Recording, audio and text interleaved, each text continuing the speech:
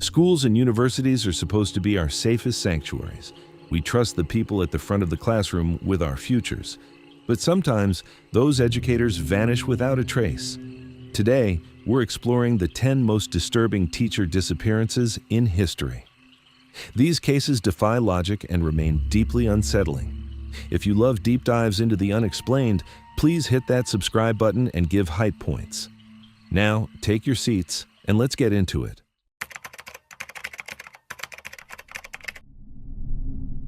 Picture this. It's Easter weekend, 1960.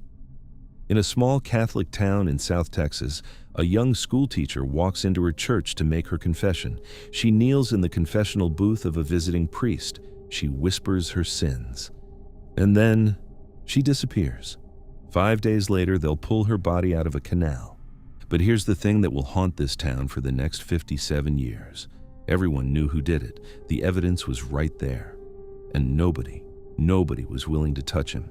Because he wasn't just a man. He was wearing a Roman collar. This is the story of Irene Garza. And this is one of the darkest cover-ups in American history. Let me set the scene for you, because you have to understand the world of 1960 McAllen, Texas, to understand how this could happen. McAllen sits down in the Rio Grande Valley, this flat, humid stretch of border country. Endless fields of citrus, sugarcane, and these dark, murky irrigation canals cutting through everything like veins. It's a quiet town, a church town, a place where everybody knows everybody and everybody's grandmother is on a first-name basis with the parish priest. And this weekend, April 1960, it's Holy Saturday. The whole town is buzzing with that particular kind of energy you only get before Easter Sunday. Housewives are baking, kids are dyeing eggs, and the pews at Sacred Heart Catholic Church are absolutely overflowing with people lining up for their final confessions before the big day. Now, I need you to really sit with something for a second. In 1960 Catholic America, the priest wasn't just a spiritual leader. He was infallible. He was untouchable. Your priest baptized you, married you, and buried your grandmother. The idea that a priest could do something evil, it wasn't even on the menu. It wasn't a bad thought. It was an impossible thought. And on top of all that, John F. Kennedy is on the campaign trail, the first Catholic serious contender for the presidency. So local politicians, most of whom are Catholic themselves, are terrified of anything that might trigger an anti-Catholic scandal. This whole town is a pressure cooker of silence, and nobody even knows it yet. Now, meet our victim, Irene Garza, 25 years old. A second-grade schoolteacher who spent her own money buying supplies for her students, because a lot of them came from families with nothing. She was a former beauty queen, crowned Miss South Texas, but nobody in McAllen talks about her looks first. They talk about her kindness, her softness, the way she taught Sunday school, the way she made Easter baskets for kids who wouldn't otherwise get one. She still lived with her parents. She went to confession every single week. She was, by every possible measure, the good girl, the pride of the parish, the kind of person a town builds itself around. She was also, and this is critical, deeply predictable, structured. If Irene said she'd be home by 10, she was home by 10. If she was going somewhere, her parents knew about it. So when she borrowed the family car on that Holy Saturday evening and said, "I'm going to Sacred Heart to make my confession," that was the safest sentence anyone could ever say in that town. Or so they thought. Irene pulls up to Sacred Heart Catholic Church. She walks inside. The place is packed. Witnesses see her join the confession line for a visiting priest, a young guy, 27 years old, named Father John Bernard Fite. Fite isn't a regular at Sacred Heart. He's been sent in from out of town to help with the Easter rush. Now, here's where the first weird detail lands. People in that line start noticing something. Fite's confession line is moving unbelievably slow, painfully slow, and he keeps getting up and leaving the sanctuary, coming back, leaving again. Nobody thinks much of it at the time. He's a priest. Priests can do whatever they want. Irene finally gets her turn, and then she's gone. The next morning, Easter Sunday, Irene doesn't come home. Her parents are frantic. This is not her. She wouldn't stay out. She wouldn't skip Easter Mass. Somebody drives to the church to check, and there it is, the family car, parked right outside Sacred Heart, empty. They report her missing, and what happens next is one of the largest volunteer searches in the history of the Rio Grande Valley. Men on horseback, women walking the fields, everybody's out there. And they start finding things: her white lace veil torn, her patent leather purse, one of her high-heeled shoes on the side of a road. It's a trail of breadcrumbs, and every single crumb screams that something horrific happened. Then, 5 days later, on April 21st, someone spots something floating in an irrigation canal a few miles from where all her things were found. It's Irene, and what the autopsy reveals is the stuff of nightmares. She had suffered a fatal blow to the head with a blunt object. She was subjected to a horrific assault while she was unconscious from the beating. And then she had been suffocated to death. Her body had been in that water for days, which means any biological evidence, any hair, any blood, or trace DNA, all of it was washed clean by the canal. In 1960, forensically speaking, that's the end of the game. But the police catch a break, they drain the canal. And down in the mud, right where her body was floating, they find something bizarre: a faded green Eastman Kodak slide viewer with a long black cord attached. Now, this is where it gets strange, because they trace that slide viewer, and it belongs to the visiting priest, Father John Bernard Fite, the same young priest who heard Irene's final confession. And when the cops go to talk to Fite, they notice something else. His hands are covered in deep, angry scratches. All right, let's stop the story right here and just look at this, because on paper, this is the fastest case ever solved. You've got the last person to see her alive. You've got his personal property at the dump site. You've got defensive wounds on his hands. And you've got a witness, a friend of Irene's named Ana Maria Cavazos Hollingsworth, who says Irene had confided in her that this handsome new priest had been making her uncomfortable, pulling her out of the confessional, insisting she finish her confessions with him alone in the rectory. And here's a fact so damning it almost feels illegal to say out loud. Just weeks before Irene's murder, Fite had pled no contest to attacking another woman, Maria America Guerra, in a different nearby church. So what happens? Do they arrest him? No, because this is 1960. And you don't arrest a priest. Let's talk about that slide viewer for a second. Fite knows the cops have it. So what does he do? He voluntarily writes a letter to the police.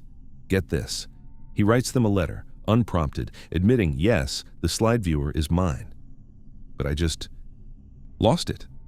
Somewhere, on some other occasion. Hold on a second, let's look at that again. A random Catholic priest just happens to lose his personal slide viewer in a canal several miles from anywhere he'd be on a Saturday night, at the exact spot where a young woman he heard the confession of would end up dumped a few nights later.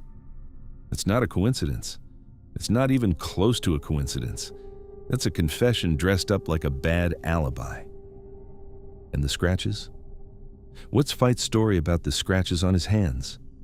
He claims, and I want you to really hear this, he claims that on the night of the murder, his glasses broke. So he drove to the rectory to get his backup pair, and when he got there, he was locked out. So he scaled a brick wall and climbed in through a second-story window. And that's how he got the deep gouges all over his hands. Come on, if a man told you that at a bar tonight, you would laugh in his face. A priest doesn't scale a 2-story brick wall to get his spare glasses. He knocks on a door. He calls the housekeeper. He walks down the block to another rectory. Those weren't wall scrapes. Those were fingernails. Those were the last thing Irene Garza did on this earth, fighting back against the man who was killing her. But even with all of this, the physical evidence, the pattern of prior assault, the witness testimony, none of it moves the case forward. Because the community, the local officials, and most importantly, the Catholic Church, essentially decide this cannot be happening. So it isn't happening. And the church? The church makes it disappear. They quietly ship Fite out of Texas, first to a Trappist monastery in Iowa, then to a treatment center in New Mexico for what they called troubled priests. And in one of the most gut-wrenching footnotes in this entire case, Fite actually rises through the ranks at that treatment center. He becomes a supervisor. And in that role, he personally signs off on clearing another infamous predator, James Porter, for parish assignments. Porter would go on to abuse dozens of children. Fite eventually leaves the priesthood in 1972. He gets married. He moves to Scottsdale, Arizona. He lives a nice, quiet life. He goes to community events. He volunteers. He grows old. And back in McAllen, Irene's mother goes to her grave, never knowing why, never getting an answer. For over 4 decades, this case is dead, buried, a whisper.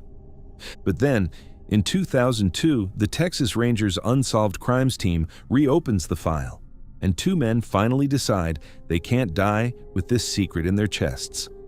The first is a former monk named Dale Tackney. The second is a priest named Father Joseph O'Brien, and they come forward and they tell investigators the same story. Shortly after Irene's murder, John Fyatt had explicitly confessed to them. Not in some hypothetical, not in some vague spiritual sense. He told them he did it, and their superiors in the church had ordered them to stay silent. Even with that testimony, a grand jury in 2004 refuses to indict him, even then. It isn't until a new district attorney, Ricardo Rodriguez, takes office in 2014 that the wheel finally starts turning. And in February 2016, at 83 years old, John Bernard Fyatt is finally arrested, 56 years after he murdered Irene Garza. At his trial in 2017, prosecutors laid it out. They argued Fyatt had a, quote, depraved heart. They argued he suffocated Irene in the rectory bathtub. On December 7, 2017, a jury found him guilty of murder with malice. He was sentenced to life in prison, and in 2020, he died there, age 87. Justice, of a kind, finally arrived. But think about that for a second. This man got 57 extra years of life, 57 years of birthdays, Christmases, a marriage, sunsets, 57 years that Irene Garza never got. She was 25 years old. She wanted to make her confession before Easter. She walked into the safest place her small town had to offer, a church, and she never came back out. Sometimes the monster isn't waiting in the woods. Sometimes he's standing at the altar, wearing the collar, smiling gently, telling you to kneel down and unburden your soul.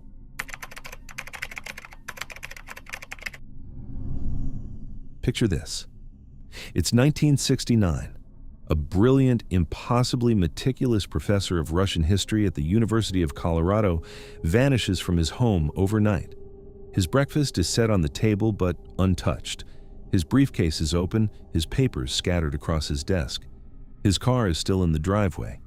And his date book has an appointment for that night that reads, in his own handwriting, one word: Colonel.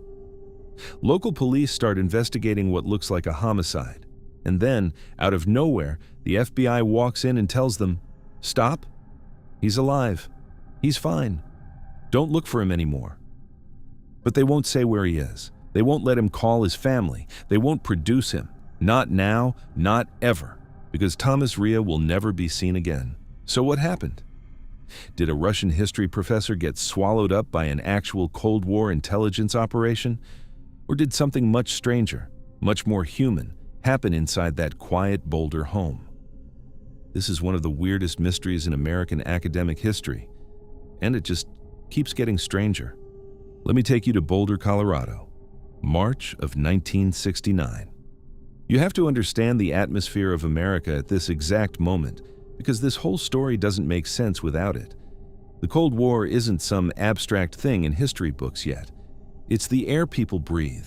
The Soviets have nukes pointed at us. We have nukes pointed at them. Kids are doing duck and cover drills. Every American with a shortwave radio thinks he might be picking up KGB broadcasts. And in Boulder specifically, you've got this weird collision of energies. On one hand, it's becoming a hub of counterculture, anti-war protests, long-haired kids marching against Vietnam. On the other hand, the University of Colorado is a serious academic institution, and its faculty, especially anybody working in Russian or Soviet studies, is being watched by the CIA, by the FBI, by everybody. Because in 1969, if you're an American professor who speaks fluent Russian, who studied in Moscow, who has family behind the Iron Curtain, you're not just an academic, you're a potential asset or a potential threat, and nobody quite knows which. Now, into this atmosphere, meet Professor Thomas Ria. Ria is 40 years old, born in Prague, a Holocaust survivor of Jewish descent who hid in the Czech countryside as a boy during the Nazi occupation. He immigrated to the United States, earned a master's from Berkeley, a PhD from Harvard, became a naturalized citizen, and eventually landed at the University of Colorado teaching Russian history. And here's the detail that's going to matter for the rest of this story. Ria wasn't just a Russian speaker, he was fluent in 5 languages. He'd served in the U.S. Army Psychological Warfare Center. And in 1958, he'd spent an entire year in Moscow on a research fellowship. So this is a man who is deeply, deeply plugged into exactly the kind of world every American intelligence agency was obsessed with in 1969. His personality, though, is the total opposite of a shadowy spy. Ria is impossibly meticulous, impossibly organized. Colleagues describe him as frugal, punctual, almost obsessively neat. This is a guy whose pens are lined up on his desk in perfect parallel, whose books are arranged just so, whose calendar is planned out weeks in advance. He is a man of complete, absolute routine. He does not miss lectures. He does not miss appointments. He does not skip breakfast, which is exactly what makes what happens next so chilling. Now, before we get to the disappearance, I have to tell you about the strange thing that happens 1 week before, because this is where the story starts to feel like a fever dream. It's March 8th, 1969. Ria is in the middle of a nasty divorce from his young wife, Hannah. They'd only been married 4 months, and on this particular day, a stranger shows up at their house, a woman. She introduces herself as Colonel Galia Tannenbaum. She claims to be a military intelligence officer with connections to the Immigration Service. And here's what she allegedly does. She tries to force Hannah, Ria's wife, to swallow a handful of unidentified pills and sign legal documents. Hannah panics, locks herself in a bedroom, and, according to the story, Tannenbaum then pumps noxious gas through the heating vent to try to incapacitate her. Hannah starts screaming out the window until neighbors come and pull her from the snow. I know, read that again. This actually happened. A week before, the professor vanished. All right. Fast forward to March 14th, evening. Ria goes to a dinner party at the home of one of his students, a guy named Kenneth Sorensen. And by all accounts, he shows up rattled, agitated. He tells his hosts he thinks he's being followed. He seems genuinely afraid. The Sorensens offer him a bed for the night. They basically beg him, stay here, don't go home tonight. Ria refuses. He insists he has to go home. That's the last confirmed sighting of Thomas Ria. March 15th, the next morning. Ria's colleagues realize he's not answering his phone, not showing up, not responding. Somebody eventually gets into his house on University Hill, and here is what they find. And this is where it gets strange. The kitchen table is set for breakfast. Plates, silverware, everything in its place, but the food is untouched, like he sat down, then got up, and never came back. His clothes are still in the closet. His shaving kit is still in the bathroom. His car is still parked outside. His briefcase is lying open on his desk, with papers scattered around it. And his date book, that meticulous professor's date book, is open to that week, full of appointments for the entire month ahead, including one entry for the very night he disappeared that just says, Dinner Colonel. Colonel, as in Colonel Galia Tannenbaum. The Boulder police start what looks like a homicide investigation. And within days, guess who walks into the picture, cool as a cucumber? Galia Tannenbaum, the same woman who allegedly gassed his wife a week earlier. She shows up with documents, papers she claims Ria signed, giving her full authority over his estate, and she immediately, brazenly, starts liquidating his assets. She writes checks to herself. She sells his belongings. Within weeks, she's trying to sell his house and his car. The forgeries are obvious. Cops can smell it a mile away. And they're circling in on her, ready to charge her with everything from forgery to potentially murder. And that is when the phone rings at the Boulder Police Department, and the FBI and allegedly the CIA drop the bomb, stop the investigation. Thomas Ria is alive. He's in New York. He's fine. He left voluntarily. Do not look for him. The president of the University of Colorado, Joseph Smiley, actually goes public with this. He issues a statement saying he's received reliable assurances from a high-level federal intelligence agency that Ria is safe. But there's a catch. A big one. They will not tell anyone where he is. They will not let him call his brother. They will not let him send a letter. They will not produce him for a single phone call, a single postcard, a single anything to anyone, ever. He's fine, they say. Just take our word for it, now. Let's actually look at this story, because on the surface, in 1969, this played like a Cold War spy thriller. A Russian history professor, formerly stationed in Moscow, vanishes with government backing. Everybody in academia assumed the same thing. He defected. Or the CIA extracted him, or he was a double agent. It fit the era so perfectly, nobody questioned it. But if you actually sit down with the facts, they don't add up at all. Let's start with the state of the house. This is Thomas Rea, the most meticulous man on the CU campus. This is a professor whose entire personality is built around order, precision, ritual. If Thomas Rea decided he was going to voluntarily walk away from his life to go work for an intelligence agency, what do you think that departure would look like? I'll tell you. It would look like a perfectly set table, a clean desk, a neatly closed briefcase, a note on the pillow. That is who this man was.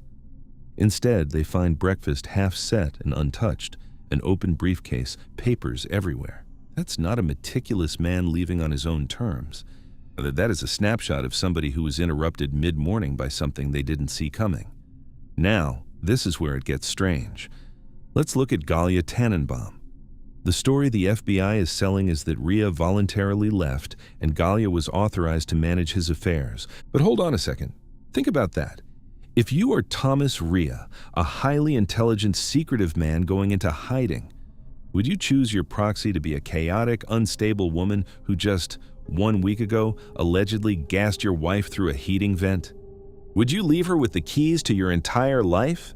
And more importantly, would you leave her with such shoddy paperwork that within days of your disappearance, she's crudely forging your signature, cashing checks in her own name, and drawing massive investigative attention? If Thomas Rea wanted to disappear cleanly, Galia Tannenbaum is the single worst possible choice for a proxy in human history. She's not a helper, she's a walking billboard screaming, "Something is very wrong here." So either Rea didn't authorize her, which means she took his estate over his dead body, or the whole voluntary departure story is nonsense. Now let's look at the FBI's wall of silence. Think about what they said. He's alive, he's safe, trust us. Now go away. But if he was really alive and safe, why couldn't he pick up a phone one time, call his brother and say, "Hey, I'm okay, I've moved on, please don't look for me"? Any adult in America has the right to walk away from their life. He wouldn't need government protection to do that. The only reason a federal agency intervenes in a local investigation and refuses to prove their claim is either A, they're actively hiding an operational asset and can't blow his cover, or B, they don't actually know where he is either, and they're covering for the fact that they screwed up. That maybe they made an inquiry, got a bad answer, passed it up the chain, and now they can't walk it back without admitting they helped kill an American citizen's missing persons investigation for no reason. Take your pick. Neither one is a good look. So what happens to the players in this story? Galia Tannenbaum? She gets arrested. But not for Rea. In October 1969, she's picked up for forging the will of another person. And when police search her Denver home, they find two absolutely staggering items: Thomas Rea's passport and Thomas Rea's driver's license. Now, what are the odds a man who voluntarily walked away from his life to start over as a federal informant left his passport and his ID behind in the possession of the woman everyone suspected of killing him? They also find in that same house a pound of potassium cyanide. Turns out Colonel Galia Tannenbaum was not a colonel. She was not military intelligence. She was not connected to the government at all. Her real name was Gloria Ann Forrest, a serial con artist and severe psychiatric patient from Chicago with a rap sheet a mile long for impersonation and embezzlement. Investigators would eventually link her to at least 2 other deaths, both by cyanide poisoning. She was quite simply a serial killer who preyed on lonely, wealthy people.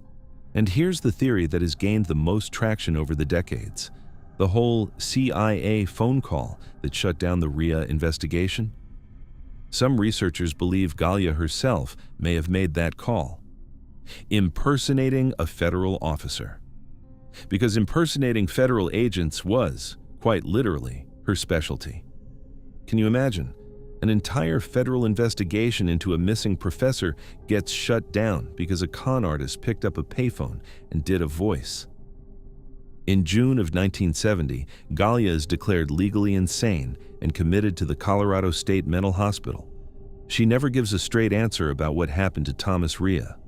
And on March 7, 1971, exactly 2 years and a few days after Rhea vanished, Galia Tannenbaum passed away from poisoning while inside that hospital. And she dies, taking whatever she knew about Thomas Rhea's fate with her. Thomas Rhea was officially declared legally dead in 1978. His body has never been found, not in a canal, not in the mountains, not anywhere. The federal files on his case remain heavily redacted to this day. So which is it? Did a brilliant Russian history professor, born in Prague, trained in Moscow, connected to intelligence, get quietly extracted by his government and live out a secret second life somewhere we'll never know about? Or did a meticulous man simply have breakfast interrupted one cold March morning in Boulder by a con artist with a bottle of cyanide and a fake title? The most horrifying answer is that both stories could be true, and both stories could be a lie. And the only 3 people who knew the truth for sure are all dead. Thomas Rhea spent his life teaching students about the darkness of the Cold War, about secrets, about vanishings, about states that could make people simply cease to exist. And then, one morning, he became a chapter in his own subject.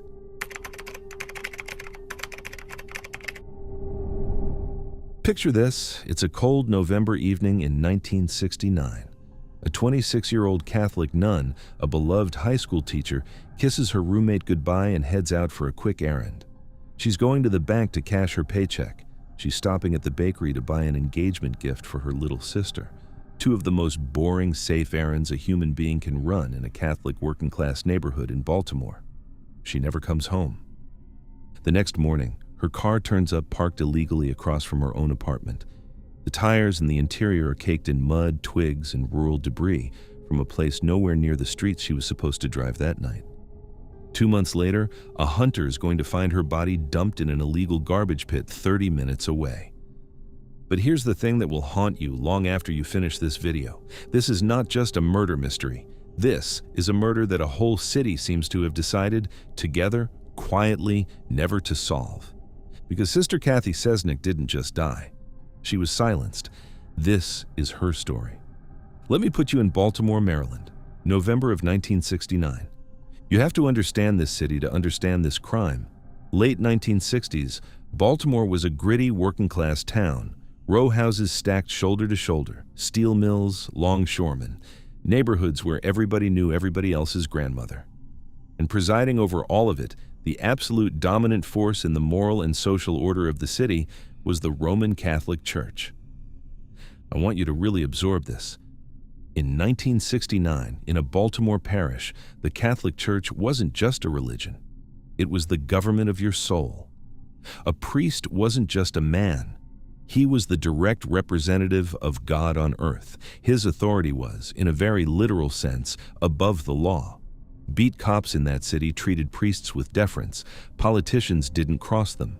Parents handed over their children to Catholic schools with the same absolute trust you might hand a baby to your own mother. Right in the middle of this world sat Archbishop Keogh High School, an all-girls Catholic high school in southwest Baltimore, opened just a few years earlier, in 1965. To the working-class families of Baltimore, Keogh was the safest possible place their daughters could be. A fortress of morality, a guaranteed good education, a shield against the outside world. And inside that fortress, meet Sister Catherine Kathy Sesnick, 26 years old, born in Pittsburgh, Slovenian and Austrian roots, valedictorian of her high school class, May Queen, class president, student council president. She was, in every possible way, the golden girl of mid-century Catholic excellence. She joined the School Sisters of Notre Dame at just 18 years old, taking her vows and dedicating her life to God and to teaching. By 1969, she was an English and drama teacher at Archbishop Keough. But if you talk to any of her students from that era, they'll tell you Sister Kathy was not the stereotype of a stern nun. Not even close. She was warm, she was funny, she was the kind of teacher who made Shakespeare come alive, who directed the school plays, who noticed when a girl was upset and pulled her aside. She was, to those Keough girls, a shining, safe adult in a world that was starting to feel very unsafe. And in the fall of 1969, Sister Kathy was on a formal leave of absence, exploring a slightly more modern religious life. She had swapped her habit for civilian clothes. She had moved out of the strict convent and into a regular apartment in Catonsville with another nun, Sister Helen Russell Phillips. She was even quietly in a relationship with a fellow priest, Father Gerard Koob. Everything about her was leaning toward the light, toward independence, toward a fuller version of the good she was trying to do. Which is exactly why what she was doing behind the scenes at Keough is going to get her killed. Because those Keough girls, the ones she'd been so warm with, were starting to tell her things. Terrible things. And Sister Kathy was listening. Friday evening, November 7th, 1969. Around 7:30 p.m., Sister Kathy leaves her Catonsville apartment. She tells her roommate she's headed to the Edmondson Village Shopping Center to knock out a couple of errands. It's a normal, populated commercial hub with local staples like Mooley's Bakery and a Hecht's department store. We know exactly what she did that night because the paper trail is clean. She drives to the First National Bank in Catonsville. She cashes her paycheck, $255. She drives to Mooley's Bakery. She buys a box of bakery buns, simple little dinner rolls for the apartment. Neighbors report seeing her driving through her own Catonsville neighborhood around 8:30 p.m., which is really important because that puts her home. Or basically home. Her errands were done. She was headed for her front door. And then 2 hours pass with no witnesses at all. Around 10:30 p.m., neighbors spot her car again. But now it's not moving. It's parked. It's parked across the street from her apartment complex, and it's parked illegally at a strange, haphazard angle. That's the last time anyone sees her car that night, Saturday morning, very early. Sister Helen wakes up. Kathy never came home. Kathy always comes home. She calls two close friends, both priests, Father Peter McKeon and Father Gerard Koob. Around 4:40 a.m., the two priests arrive at the apartment and walk the neighborhood, and there, across the street, they find Kathy's car. Now, this is where it gets strange. The car is unlocked. On the front passenger seat sits the box of buns from Mooley's Bakery, untouched, exactly where Kathy would have put them when she got in, and the car is covered in mud, thick, wet mud caked all over the tires and the exterior. Rural leaves and twigs are hanging off the steering wheel and scattered across the interior seats. The most bizarre forensic detail. There is mud caked on the brake pedal, but no mud on the gas pedal. Police are called. Initially, a spokesman actually tells the press there's no indication of foul play. For 2 months, the trail goes stone cold. Then, on January 3rd, 1970. Afternoon. A local hunter and his son are walking through an informal, illegal garbage dump on the 2100 block of Monumental Road, out in the rural Lansdowne suburb of Baltimore. It's a bitter, freezing day, snow on the ground, and on the slope of a small hill, they see a frozen, snow-covered form. It's Sister Kathy Sesnick. Baltimore County Police arrive at the scene. Nearby the body, they find a blue coat, a single shoe, and a woman's purse. Inside the purse is a prescription pill bottle. The name on the bottle is Catherine Sesnick. The autopsy determines she died from an intracerebral hemorrhage. She had been struck violently in the head. There's a specific quarter-sized round hole in the back of her skull that no investigator could ever match to a standard weapon. Nobody is arrested. Nobody is charged. The case just stops. All right, let's stop right here and just look at this scene with logic. Because the official theory that Baltimore police floated for decades was some version of a random robbery, a mugging. Some stranger grabbed her outside the shopping center. It happens. Bad neighborhood, bad luck. But let's apply logic to the actual evidence. First, the car. If a random mugger from the shopping center grabbed her, murdered her, and dumped her in Lansdowne, why is her car back at her apartment? A random attacker who has just killed a nun does not drive her car 30 minutes back across town and parallel park it illegally across from her own building. That is not the behavior of a stranger fleeing a crime. That is the behavior of somebody who wanted her disappearance to look like she'd made it home safely, somebody who was buying time, somebody who lived nearby, or somebody who needed to blend back into Catonsville without anyone noticing a strange car. Second, the mud. Sister Kathy's errands that night were paved city streets, bank, bakery, home, all of it in populated, well-maintained neighborhoods. There is no legitimate way for her Ford to be covered in wet, rural mud with twigs hanging off the steering wheel, unless that car had been driven deep off-road into rural terrain and then returned. And that specific detail, mud on the brake pedal but not on the gas pedal, hints that a two-footed driver moved that car back, or that the person disposing of the body stepped in deep mud with only 1 foot and then drove. Sister Kathy did not take her own car off-roading. Somebody else did. Somebody who had dumped her body in Lansdowne, then drove the car back to Catonsville. Third, the bakery buns, untouched, still on the passenger seat, which means she never even had a chance to gather her belongings and walk to her front door. She was intercepted immediately upon parking, almost within sight of her home. None of this reads as a random mugging. Every single detail of this reads as somebody who knew her schedule, knew exactly when she'd be pulling in, and was waiting. Now, let's talk about the real story. Because as investigators eventually would learn, and as brave co-survivors would eventually reveal decades later, Sister Kathy was not just a nun who had bad luck one night. Sister Kathy was investigating a monster.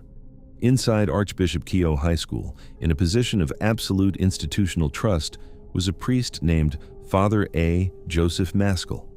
He was the school's chaplain and guidance counselor. And he was, according to the testimony of numerous survivors, running a systemic exploitation operation. Students who were sent to his office for counseling were preyed upon and victimized there. Some reported being taken off campus and passed to other men, doctors, politicians, and, chillingly, uniformed Baltimore police officers who Maskell had ties to through his role as a police chaplain. Multiple girls had been quietly confiding in the one adult at Keough they trusted with these stories. Sister Kathy. And Sister Kathy was not just listening, she was gathering, asking questions, getting names, preparing to do something about it. As one survivor, Teresa Lancaster, would put it decades later, she confronted him and she lost her life for it. Because now let's talk about the most chilling piece of testimony in this entire case. Years after Sister Kathy's murder, a former Keough student known publicly as Jean Vayner came forward, and Vayner told an unbelievable story. She said that shortly after Kathy vanished, Father Maskell put her in a car and drove her to a rural wooded area. He walked her to a dead body. It was Sister Kathy Sesnick, and he made this traumatized teenage girl look at the corpse, and he said to her, quote, "You see what happens when you say bad things about people?" For decades, skeptics dismissed Vayner's memory. They said it was impossible. They said one specific detail she remembered, specific insect activity on the remains, couldn't be true because maggots don't hatch in November cold in Maryland. But when forensic pathologists finally went back and looked at the original 1970 autopsy notes, they found something that had been buried in files for decades. Forensic evidence regarding that insect activity proved she had been exposed to the elements during that unseasonably warm window. And meteorological records confirmed that a brief, unseasonably warm weather window had hit Baltimore in the days right after November 7th. Just enough warmth for flies to colonize before winter locked back down. Jean Vayner was telling the truth, which means she had been there, which means Maskell had shown her the body, which means Maskell knew exactly where Sister Kathy was months before the police officially found her. So who killed Sister Kathy Sesnick? Officially, nobody. Nobody was ever charged. Nobody ever will be at this point, unofficially. The most compelling theory, backed by decades of survivor testimony, is that Father A. Joseph Maskell terrified that Sister Kathy was about to blow the entire abuse operation at Archbishop Keogh into the open, orchestrated her murder. He may not have swung the weapon himself. He didn't need to. A man with his network, his police connections, his psychological grip over Baltimore's Catholic underbelly could contract a killing without ever getting blood on his own hands. In 2017, decades after his death, investigators exhumed Maskell's body to compare his DNA to crime scene evidence. It didn't match. But that didn't exonerate him. It just confirmed what everybody had already assumed. Somebody else did the physical work. He orchestrated it. Two former students, Gemma Hoskins and Abby Schaub, spent years of their lives becoming amateur detectives, digging into their beloved teacher's murder. Their work and the survivors' testimony exploded into global consciousness in 2017 when Netflix released the 7-part documentary series, The Keepers. Suddenly, everybody knew Sister Kathy's name, and Baltimore had to reckon with what it had allowed to happen inside its parish walls. The Archdiocese of Baltimore would ultimately face hundreds of survivor lawsuits and, in 2023, file for Chapter 11 bankruptcy under the weight of it all. But none of that brings Sister Kathy back, because on the night of November 7th, 1969, she went out to buy a box of dinner rolls and an engagement gift for her little sister. She was 26 years old. She loved her students. She was in love. She was standing at the edge of a fuller, freer life, and she was preparing to speak up. For the girls who had trusted her. For the girls whose voices had been buried inside a system so powerful that in 1969, Baltimore, nobody would ever have believed them. She was going to be their shield, and the institution she had given her whole life to decided her voice was more dangerous than her death.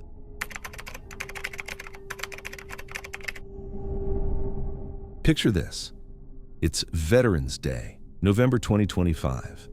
A 67-year-old Dallas attorney, a Harvard-educated law professor at SMU, sets out on a mountain trail he's known since he was a kid. The kind of trail he could hike blindfolded. He makes it to the summit. He's seen chatting with another hiker on the way down. He's smiling. He's fine. He's got the whole afternoon ahead of him. And then he vanishes.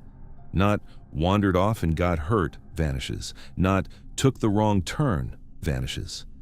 I mean, the state of Georgia throws everything at the mountain. Over 100 professionals, thermal drones that can spot a rabbit at 300 feet, K9 units that can track scent through wind and rock, Bluetooth scanners specifically designed to find his car keys from the length of a football field away. They find nothing. Not a shoe, not his glasses, not a scrap of khaki fabric torn off on a branch. Nothing. We tell ourselves that in 2025, with satellites overhead and phones in every pocket, nobody just disappears anymore. That's a story we tell ourselves to sleep at night. Charles Hosch is the reason that story is a lie. Let me take you to Blood Mountain, Georgia.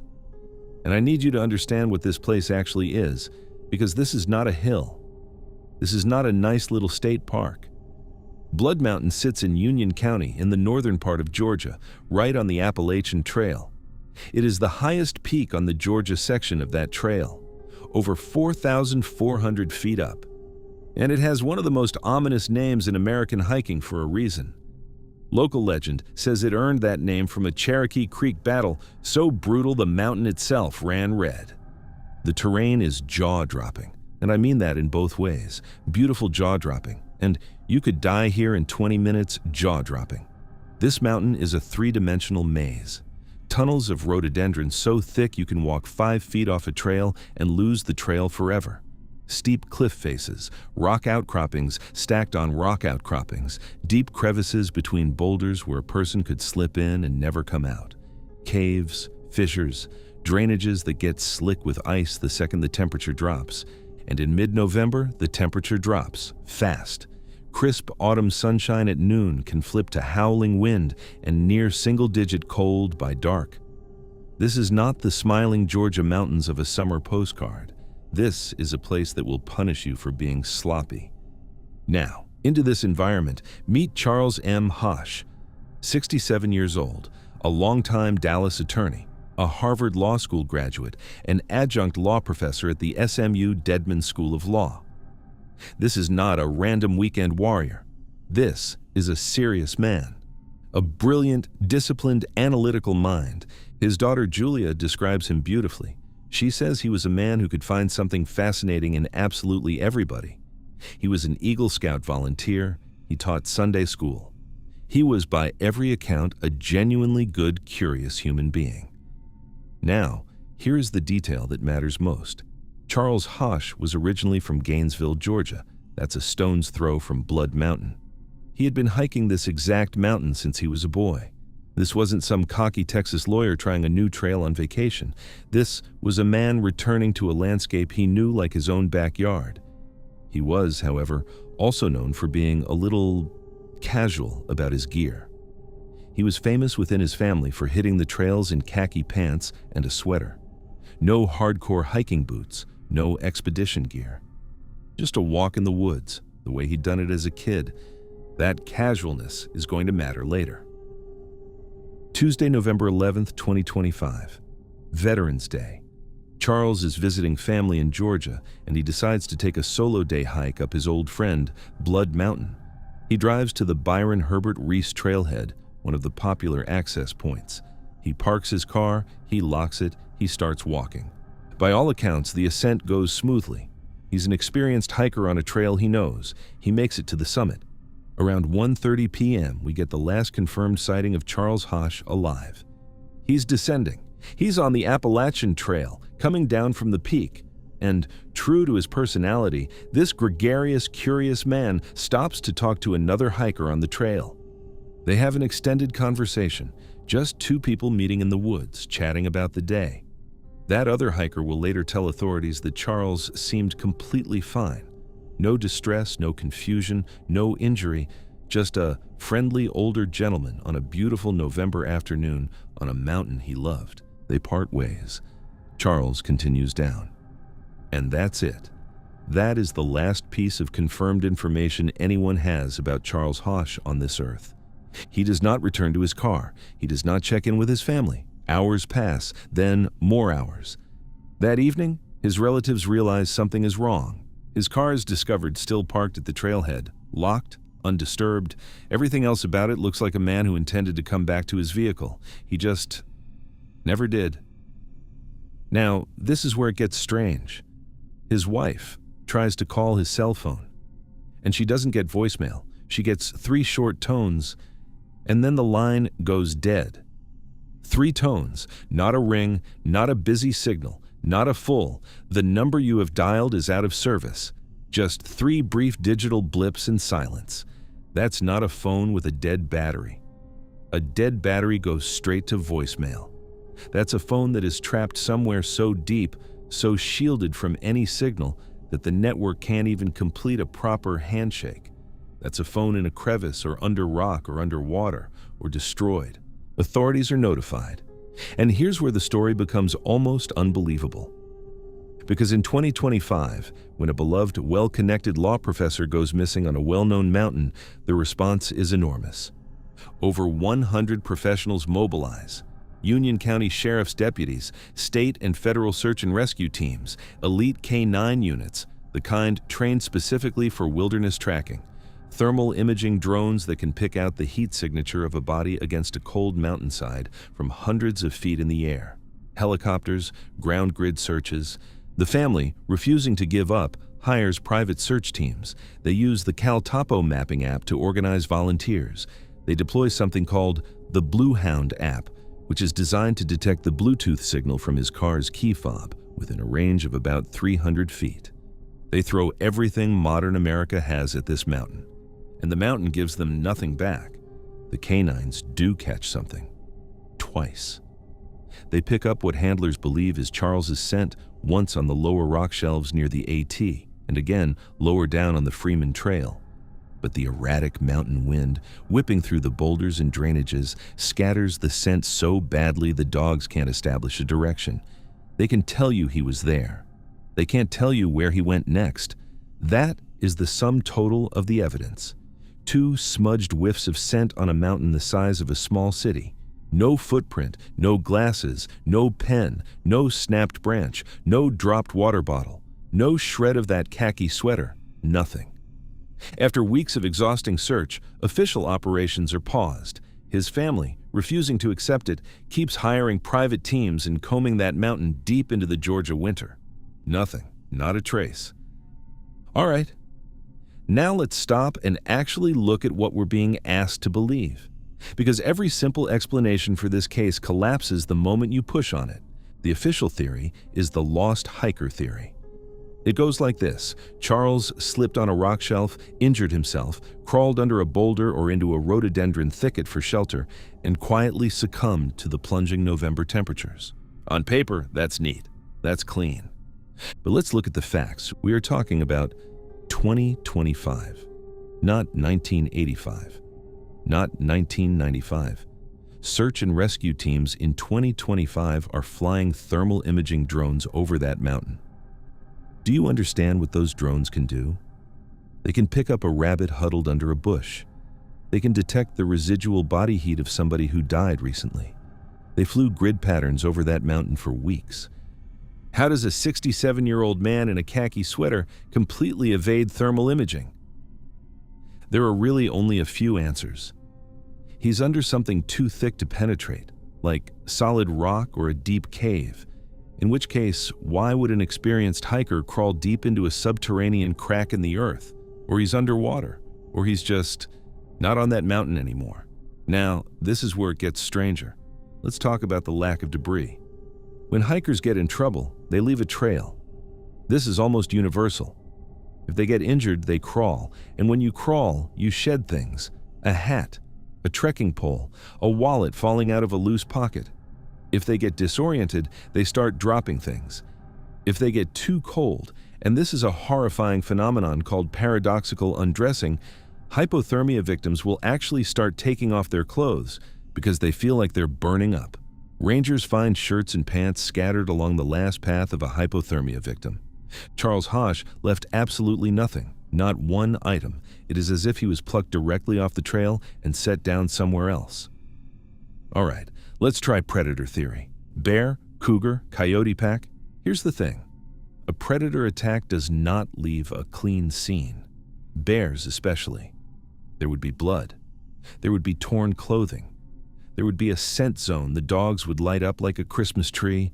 There would be scattered gear, disturbed brush, drag marks, something. The K9 units, the same dogs that had trouble tracking his direction, would have gone berserk on a bear scene. They didn't. Because there wasn't one. Okay, let's try the terrain trap theory. Did he fall into a crevice, a hidden fissure between boulders, a cave opening? This is honestly the most popular theory among locals. And it does explain a few things. It would explain why thermal drones couldn't find him, because rock blocks infrared.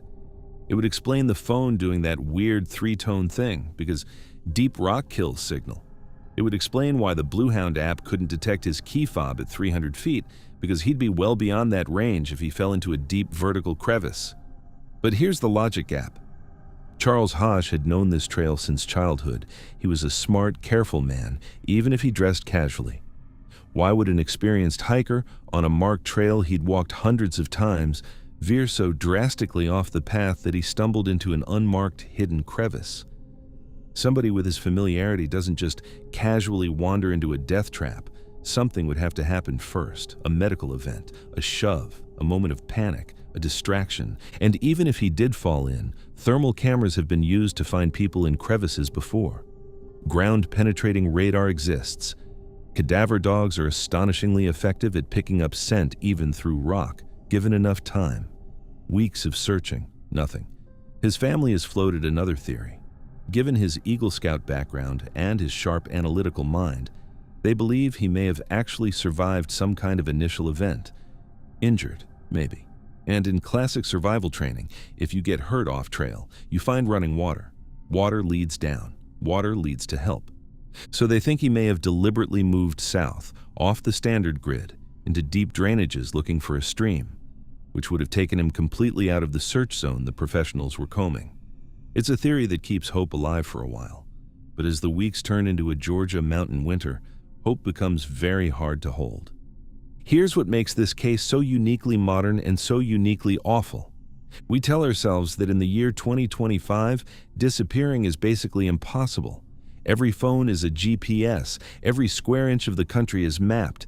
Every trail has been walked. Every mountain has been photographed from a satellite that can read the license plate on your car. The whole apparatus of modern search and rescue is built around the idea that if you throw enough tech at the wilderness eventually gives you an answer. Blood Mountain gave no answer. It took a Harvard-educated lawyer, a Sunday school teacher, a father, a husband, a man who could quote you Georgia case law from memory. It took him in broad daylight on a trail he'd walked as a child, and it did not give back a single thread of evidence that he ever existed on it. The official search was paused. His family, in a way that will absolutely break your heart, kept going. They ran fundraising campaigns. They hired professional search managers. They spent Christmas of 2025 in the cold on that mountain looking for him. The website they built to organize volunteers is called Bring Charles Home. They haven't brought him home. As of this recording, that mountain has kept him. And here's what really gets me about this case. Charles Hosch is not the first hiker to vanish in the Appalachians, not even close. There's a long, whispered history of the American wilderness swallowing people. Missing 411 lists, National Park Service files, cases that shouldn't happen and do. We keep pretending our technology has outrun the wild. But sometimes, on a mountain named for blood, in a landscape older than every satellite and every drone put together, a man in a khaki sweater stops to have a friendly conversation with a stranger on a Tuesday afternoon, and then he takes one more step down the trail, and the mountain closes around him, and it does not open again.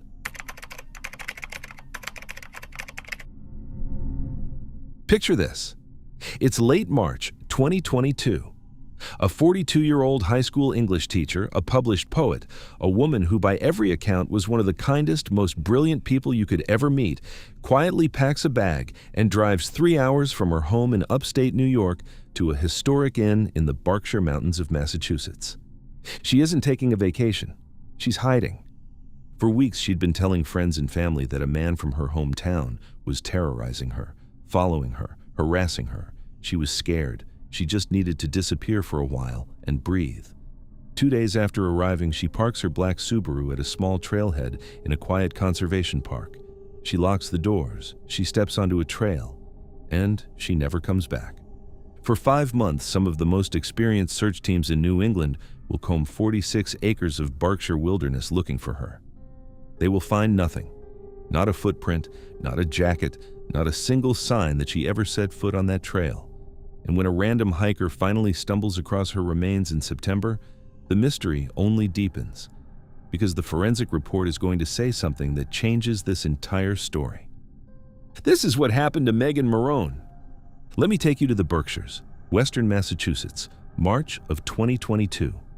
If you've never been up there, the Berkshires are one of the most beautiful stretches of New England, rolling forested mountains, charming old towns with white church steeples, cozy bed and breakfasts, antique shops. Poets and painters have been coming here for over a century to clear their heads. The town at the center of our story is Lee, Massachusetts, a tiny, quiet place, and just up the road is Stockbridge, home to the Red Lion Inn, a centuries-old hotel that looks like it belongs on a postcard. Wooden floors that creak, fireplaces, the smell of coffee and old books. This is the picture in the tourist brochure.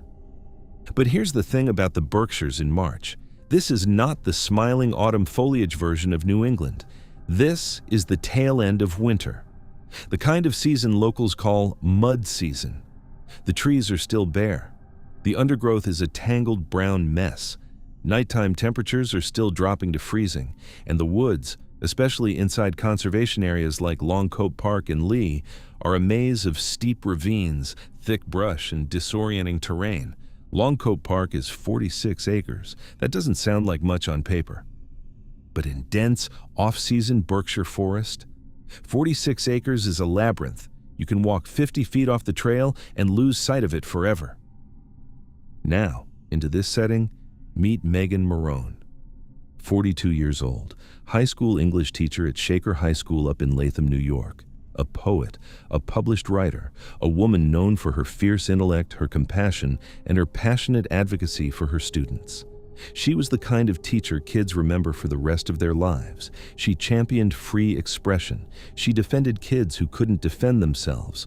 Her friends describe her as bright, funny, alive. And critically for this story, she was an experienced hiker. This wasn't some novice who wandered into the woods for the first time. Megan loved nature. She knew how to be in the woods. But right now, in March of 2022, Megan Marone is not okay. She has just taken a leave of absence from her teaching job. That alone is completely out of character for a woman as dedicated to her students as she was. And in the weeks before she leaves, she starts telling people something that terrifies her family to this day. She tells them that a man is stalking her. A man from her area back in New York has been following her, intimidating her, making her feel unsafe. Some accounts describe genuine harassment. All of them describe a woman who was afraid. So she does what any of us might do. She runs to the woods. She books a stay at the Red Lion Inn. She drives 3 hours away. She tries to find peace in a place that has always given her peace before. That's the setup. A gentle poet running from a monster, hiding in a beautiful inn tucked into the mountains. The Berkshires are supposed to be her sanctuary. They're going to be the last place she has ever seen alive. Sunday morning, March 27th, 2022. Megan is at the Red Lion Inn in Stockbridge. She has a brief, completely unremarkable interaction with a hotel employee that morning. Just a normal little hello, the kind you have 100 times a week. She gives no indication that anything is wrong. She heads out. Later that day, she drives a few minutes over to the town of Lee. She parks her black 2017 Subaru Impreza at the Church Street trailhead of Longcoat Park. And somewhere in that afternoon, she steps out of her car and walks into the woods. That's it. That is the last confirmed movement of Megan Marone on this earth. No witnesses saw her on the trail. There's no security camera at the trailhead. The only digital trace is a signal from her cell phone that pings for a short duration somewhere along the trail. And then, the signal just stops. Not a slow fade to voicemail, not a low battery drop, just a sudden, hard cessation, like the phone hit water, or hit rock, or was destroyed, or simply crossed into one of the many cellular dead zones that riddle the Berkshire wilderness. 2 days go by. On Tuesday, March 29th, Megan's brother realizes he hasn't heard from her. She hasn't checked out of the inn. She hasn't come home. He reports her missing. That same day, Lee police locate her Subaru right where she left it, parked at the Church Street trailhead, and here's our first strange detail. The car is unlocked. Now, this is where it gets strange. Think about that for a second. Megan is a woman in fear for her life. A woman actively hiding from a man she believes is stalking her. A woman who drove 3 hours to another state to feel safe. You do not leave your car unlocked at a remote trailhead when you are that woman. You just don't. You lock everything. You keep your keys white-knuckled in your fist. You look over your shoulder. But the car is unlocked. There's no sign of a struggle, no forced entry, no damage, nothing broken, nothing scattered, just a quiet, empty Subaru sitting in a mud-season parking lot. The response is immediate and massive. Lee Police, Massachusetts State Police, K-9 units, air support, the Special Emergency Response Team, the Berkshire Mountain Search and Rescue Team. Some of the most experienced wilderness searchers in the Northeast descend on this 46-acre park. For weeks, they scour those woods, then months. Megan's family posts a $50,000 reward. They hire private investigators. They fly drones. They walk grids. Absolutely nothing turns up. Not a piece of clothing, not a strand of hair, not a footprint they can confirm is hers, not a dropped water bottle. Winter finally gives way to spring. Spring gives way to summer. The forest fills in with green. The mystery only gets colder. And then, on September 1st, 2022, 5 months after Megan vanished, a civilian walking through a heavily wooded area near Fox Drive in Lee stumbles onto partial human remains. In December, dental records confirm what everyone had already feared. It's Megan. The medical examiner runs the autopsy. They find traces of THC in her system. They find the organic remains you'd expect from a body that had been in the woods for 5 months. But here's the detail that changes this entire case. They find no signs of pre-death trauma, no sign of blunt force, no sign of a gunshot, no sign of strangulation, no sign, forensically, that anyone laid a violent hand on her. The cause of death is officially ruled undetermined. Law enforcement will eventually conclude that the evidence does not point to a homicide. All right, let's stop right here and just look at what we're being asked to believe. Because on paper, the official story now becomes: a woman went for a hike, got disoriented, and succumbed to the elements. Sad, but simple. Case closed. But let's actually apply logic to that. Let's start with who Megan Morone was. She was a 42-year-old experienced hiker. She loved the woods. She'd been out on trails plenty of times. She knew what she was doing. If you're just going for a quick hike to clear your head at a small 46-acre park on a chilly late March afternoon, you don't wander so deep off trail that professional K9 teams miss you for 5 months. You don't. Think about that.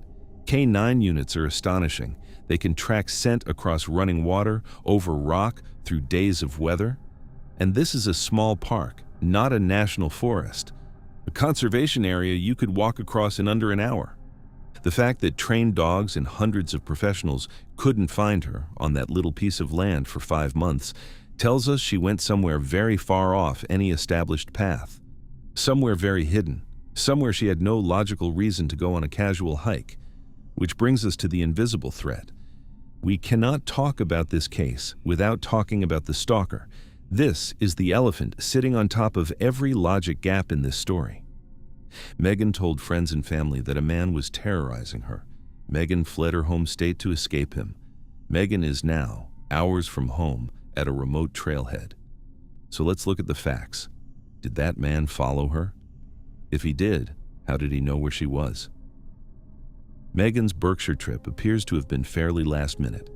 Tracking someone across state lines to a specific inn requires either access to her phone, her accounts, her financials, or somebody feeding him information.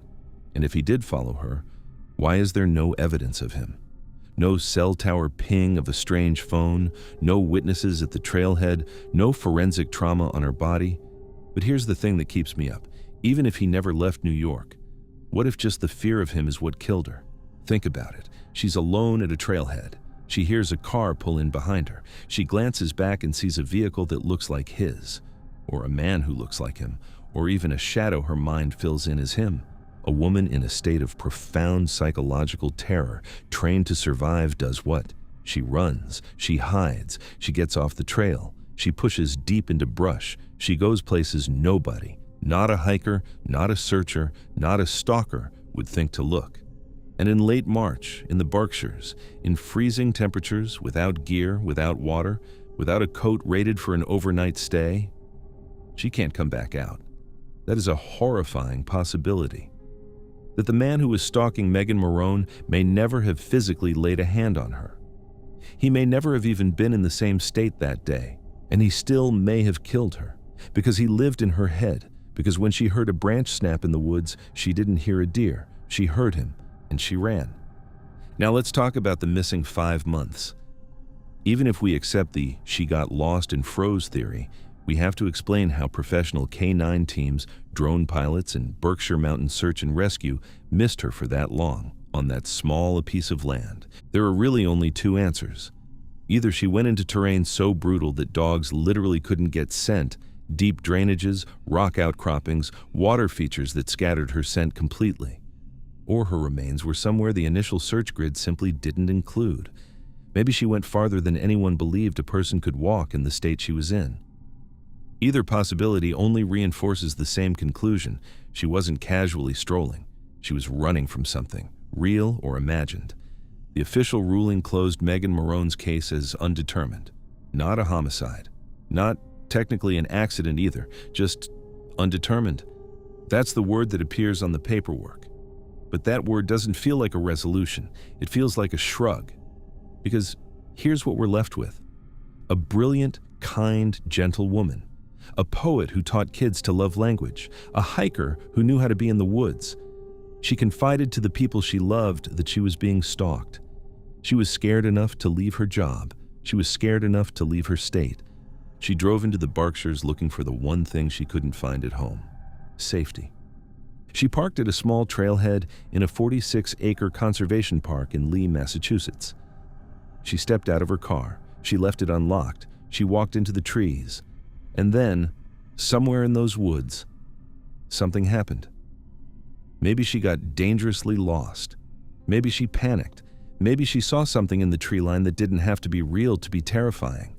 Whatever it was, it drove her so deep into the brush that a small army of professional searchers, dogs, drones, and helicopters couldn't find her for the entire spring and summer. It took a random civilian in September to finally bring her home. Her family has never fully accepted the official story.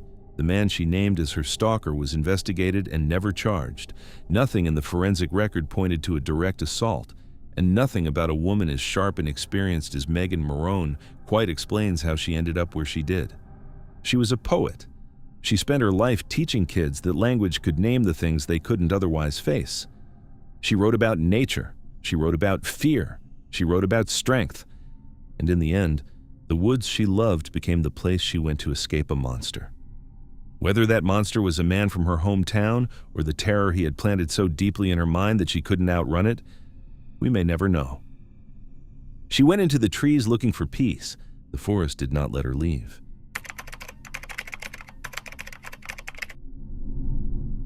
Picture this. It's August 2007. A 64-year-old university professor, one of the most respected voices on family dynamics and domestic violence in the entire state of Nevada, walks out of a Reno casino on a Saturday morning. She has $1,000 in gambling chips in her purse. She's expected on campus later that day. She's expected home for dinner. She never makes it home. 10 days later, a hunter driving through the middle of absolutely nowhere in Elko County, more than 350 miles from Reno, spots something in the sagebrush off the shoulder of a lonely stretch of old highway.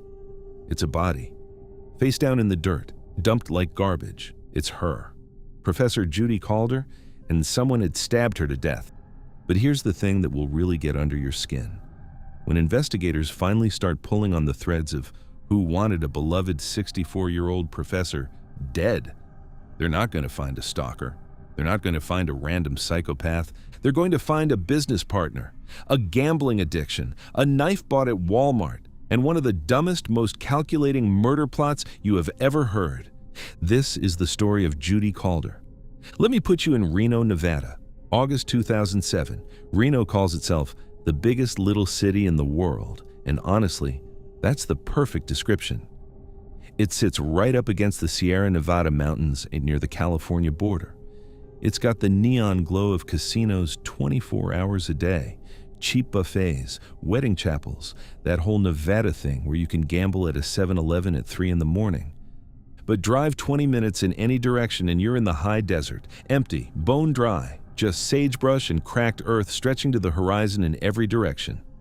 If you keep driving east, on old highways like Highway 93, you can go hundreds of miles and see maybe a dozen other cars all day. It's the kind of country that swallows things and doesn't spit them back. Right in the middle of Reno sits the University of Nevada, Reno. UNR, a proper, respectable, tree-lined campus, brick buildings, professors in tweed, students walking to class with backpacks. It's a world that feels a million miles away from the flashing lights of the casinos just down the road.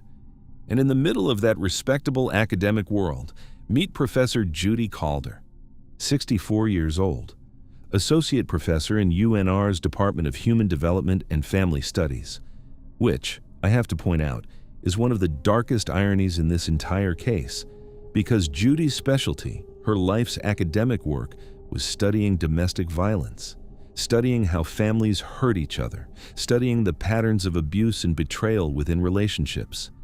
She was, by every account, a genuinely warm and remarkable woman. Outgoing, enthusiastic, passionate about her students, married for over 30 years to her husband James, a retired Marine. Together they'd raised 3 daughters. They lived up in Incline Village, one of the most beautiful and affluent little towns on the north shore of Lake Tahoe. A world of pine trees, blue water, and quiet money. Judy was not a woman with obvious enemies. She wasn't a woman living dangerously. She wasn't a woman with a secret dark life. But she was a woman with money. and she had made one very quiet decision that was, at that exact moment in August of 2007, about to get her killed. Judy had gotten involved in a side business. She and a partner had invested in a Reno printing shop called Imaging Technologies. Nothing shady on the surface, just a smart academic putting her savings into a small local business.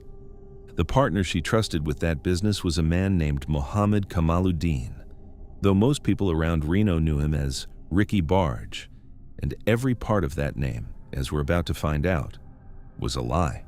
Friday, August 17th, 2007. Judy checks into a room at John Esquaga's Nugget Hotel and Casino in Sparks, Nevada, right next door to Reno. And this is where the story gets weird right out of the gate, because it isn't Judy who books the room. It's her business partner, Kamaluddin. He reserves the room for her, checks her in, and hands her $1,000 in gambling chips.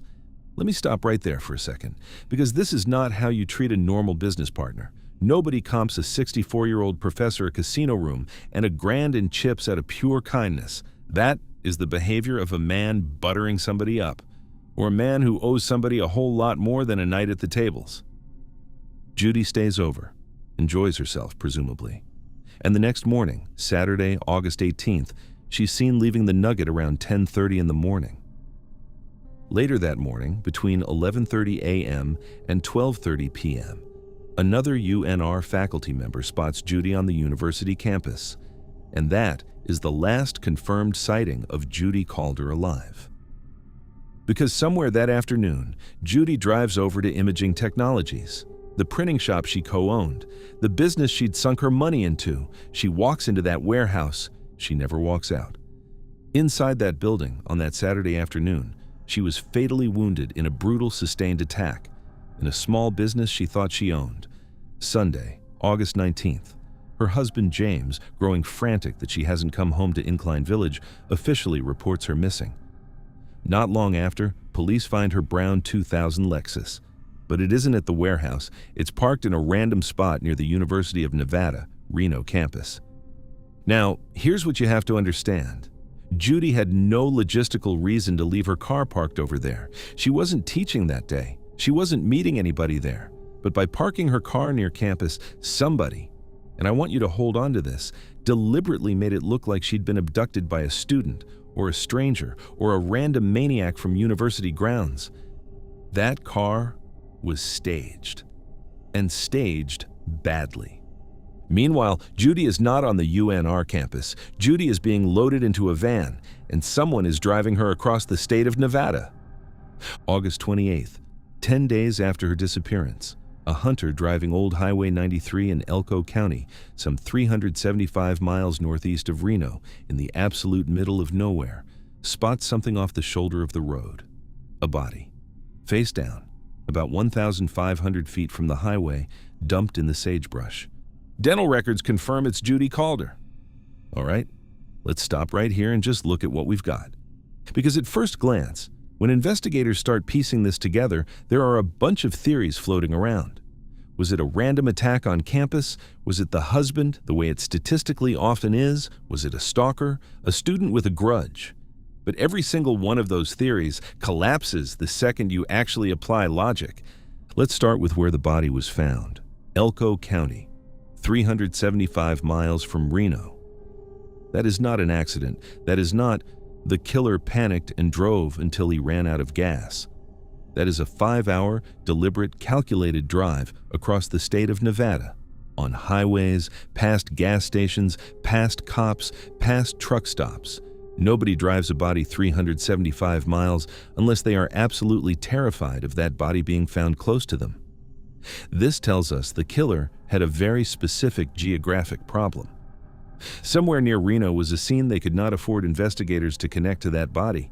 Random attackers don't do this. Muggers don't do this. Students don't do this. Somebody with a direct, provable physical connection to a Reno location does this. Now let's talk about the method.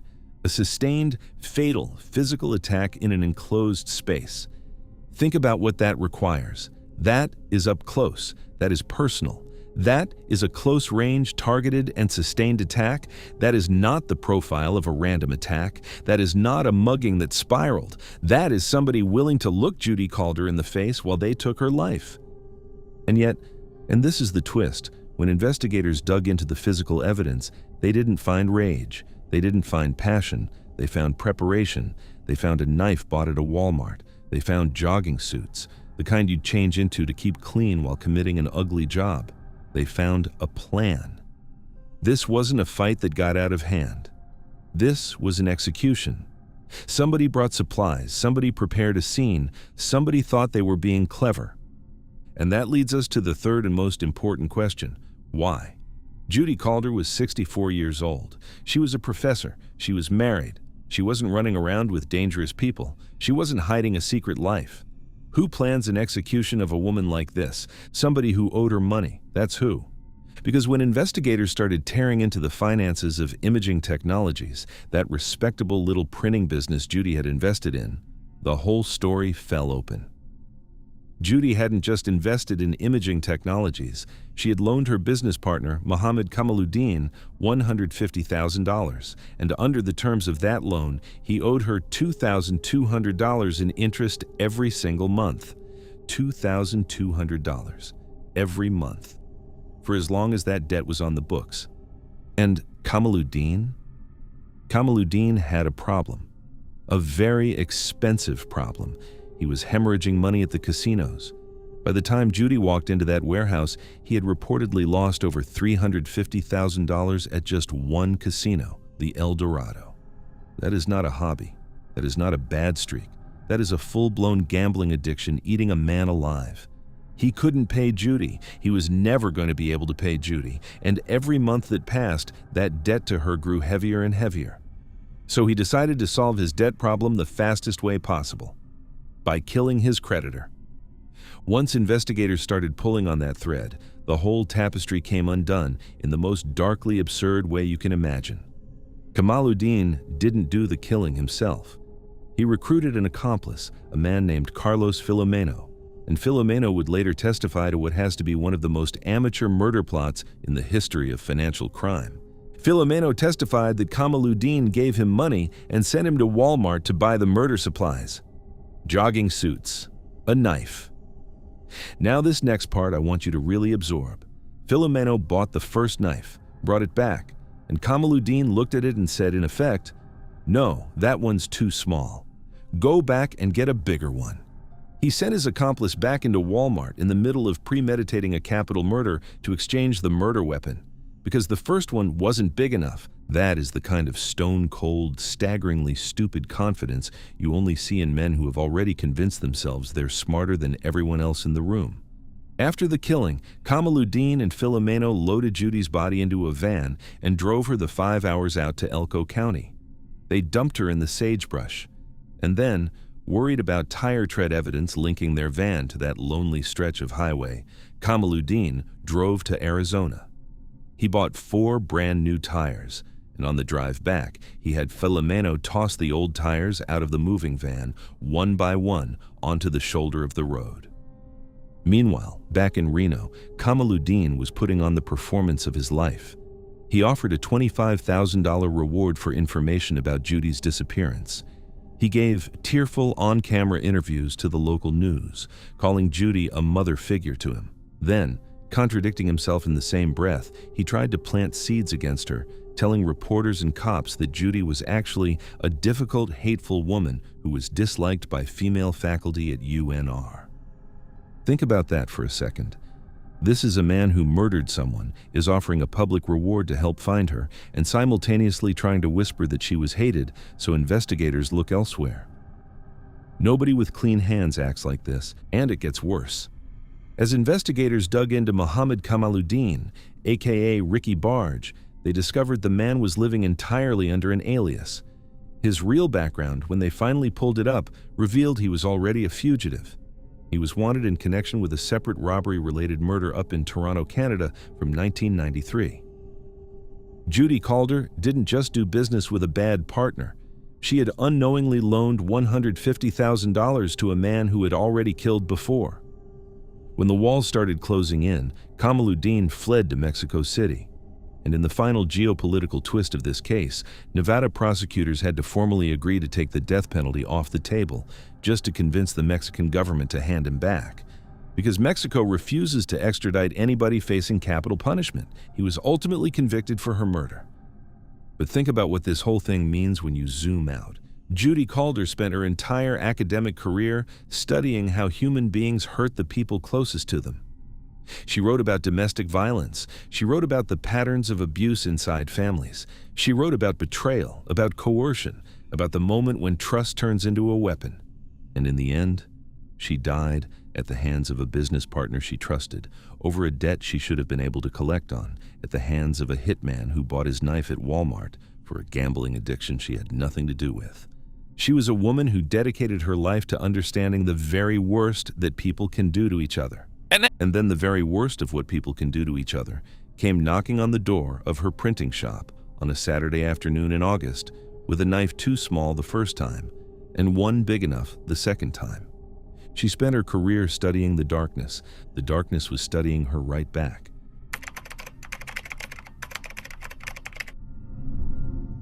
Picture this. It's a warm July evening in 2023 in the DC suburbs. Around 8 o'clock, the sun is still out. Kids are riding bikes. Dogs are being walked. Somebody down the block is grilling. It's the kind of American summer evening that feels safer than safe.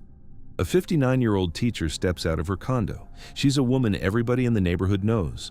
A woman her students absolutely adore. A woman who prays 5 times a day, who volunteers at her mosque, who has walked this exact route almost every single night for years.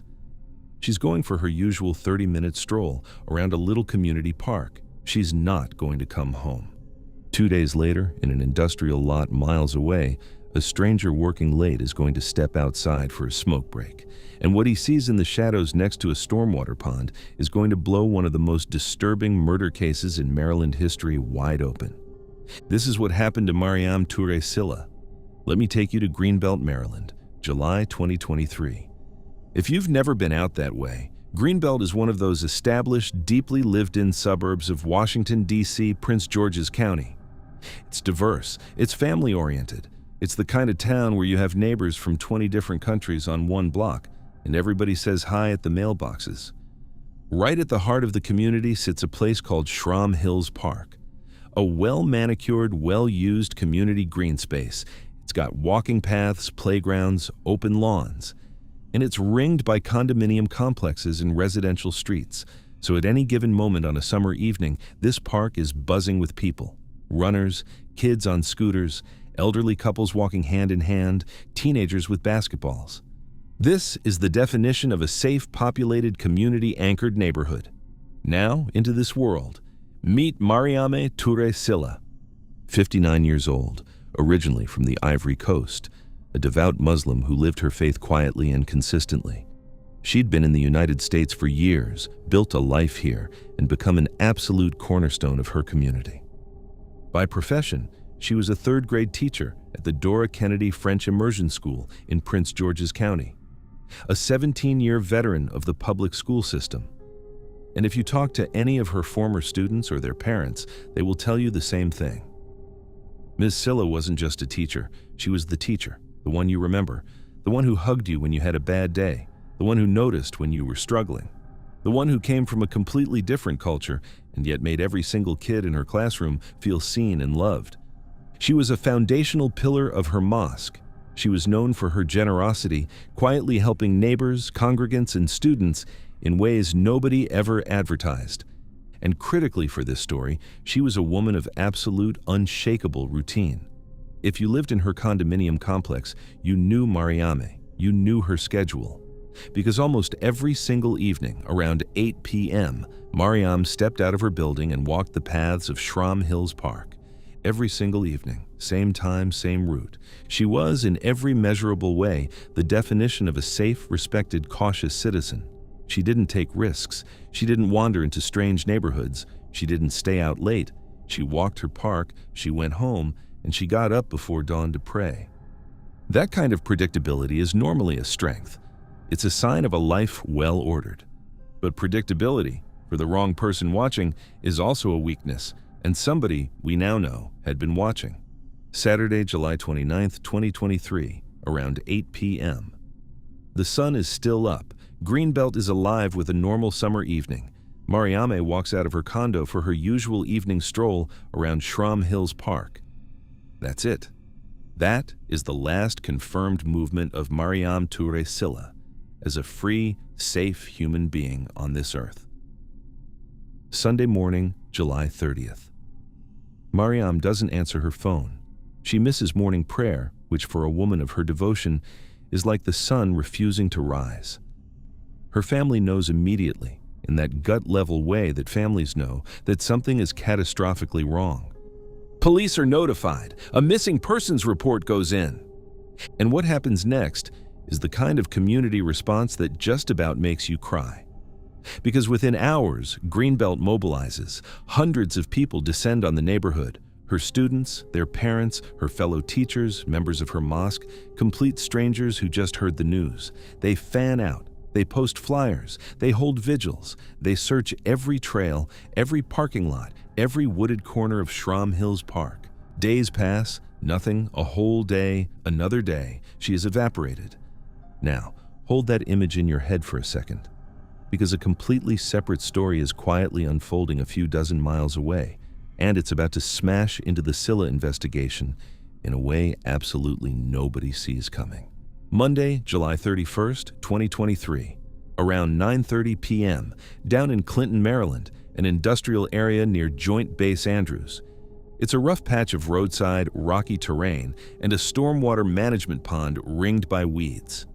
Nobody goes there. There's no reason to go there. But on this particular night, a guy happens to be working late in one of the nearby buildings. He steps outside to smoke a cigarette. And what does he see? A white pickup truck pulls up near the pond. The driver kills the headlights. Then the same driver gets out of the truck and starts dragging heavy items out of the vehicle and dumping them into the brush. When he's done, he walks over to the water, kneels down, and washes his hands in the pond. The witness, smart, alert, and horrified, quietly takes a photograph of the truck, and he tucks it away. The very next day, August 1st, 2023. Two things happen, miles apart, both connected in ways nobody yet understands. Thing one. Up in Greenbelt, a man named Harold Francis Landon III is arrested. Not for anything to do with Mariam, but because he had just attacked his ex-girlfriend with a knife. He's booked into jail on totally unrelated domestic violence charges. Thing two. Down in Clinton, police get a 911 call. Somebody spotted something disturbing on the rocks near that stormwater pond. Officers arrive, and what they find is the stuff of your worst nightmares. Human remains, horrifically altered and dumped like refuse in the weeds. For weeks, that torso has no name. DNA testing takes time. Then, on September 1st, the confirmation comes back.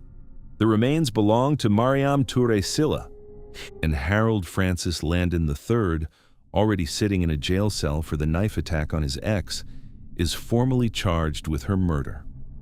All right, let's stop right here and really look at this, because everything about this case defies what we, in our safe little suburban minds, want to believe about how the world works.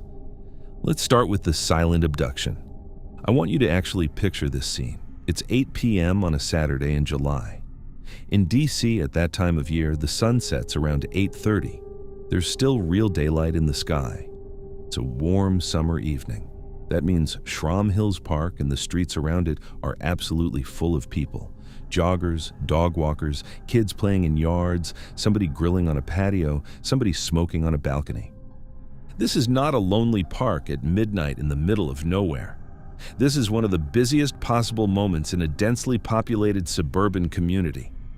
And in the middle of that scene, somebody kidnaps a 59-year-old woman off the sidewalk, alive or dead, into a vehicle, and drives away. How?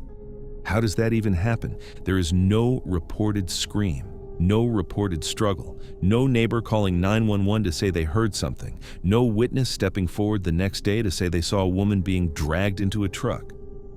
Now, this is where it gets strange, because cell phone geolocation records will later place Harold Landon at Shrum Hills Park at around 7 p.m. on July 29th. That's an hour before Mariam left her condo, which means Landon didn't stumble across her by accident. He was there. He was waiting. He had positioned himself in the park before her nightly routine even brought her out the door. Somebody had been paying attention to Mariam's schedule, watching, learning, timing his approach so precisely that when she stepped out onto that path, he was already in position. And whatever happened next was fast enough and quiet enough that no living witness in an entire bustling neighborhood registered a thing. That is not a mugging that spun out of control. That is a hunt. That is somebody who had rehearsed the moment in his head. Now let's talk about the lack of connection. When a woman is murdered, investigators go straight to her inner circle. It's the statistical playbook: a husband, an ex, a co-worker with a grudge, a tenant with a beef, somebody who knew her, hated her, wanted something from her. Harold Landon III? Absolutely nothing. No connection whatsoever to Mariam Sila. He was not a student's parent. He was not a fellow congregant. He was not a neighbor. He was not somebody she had ever tutored, ever argued with, ever exchanged so much as a wave with. He was, in every sense that matters, a total stranger. And that is the terrifying part, because it strips away every comforting story we tell ourselves about violent crime.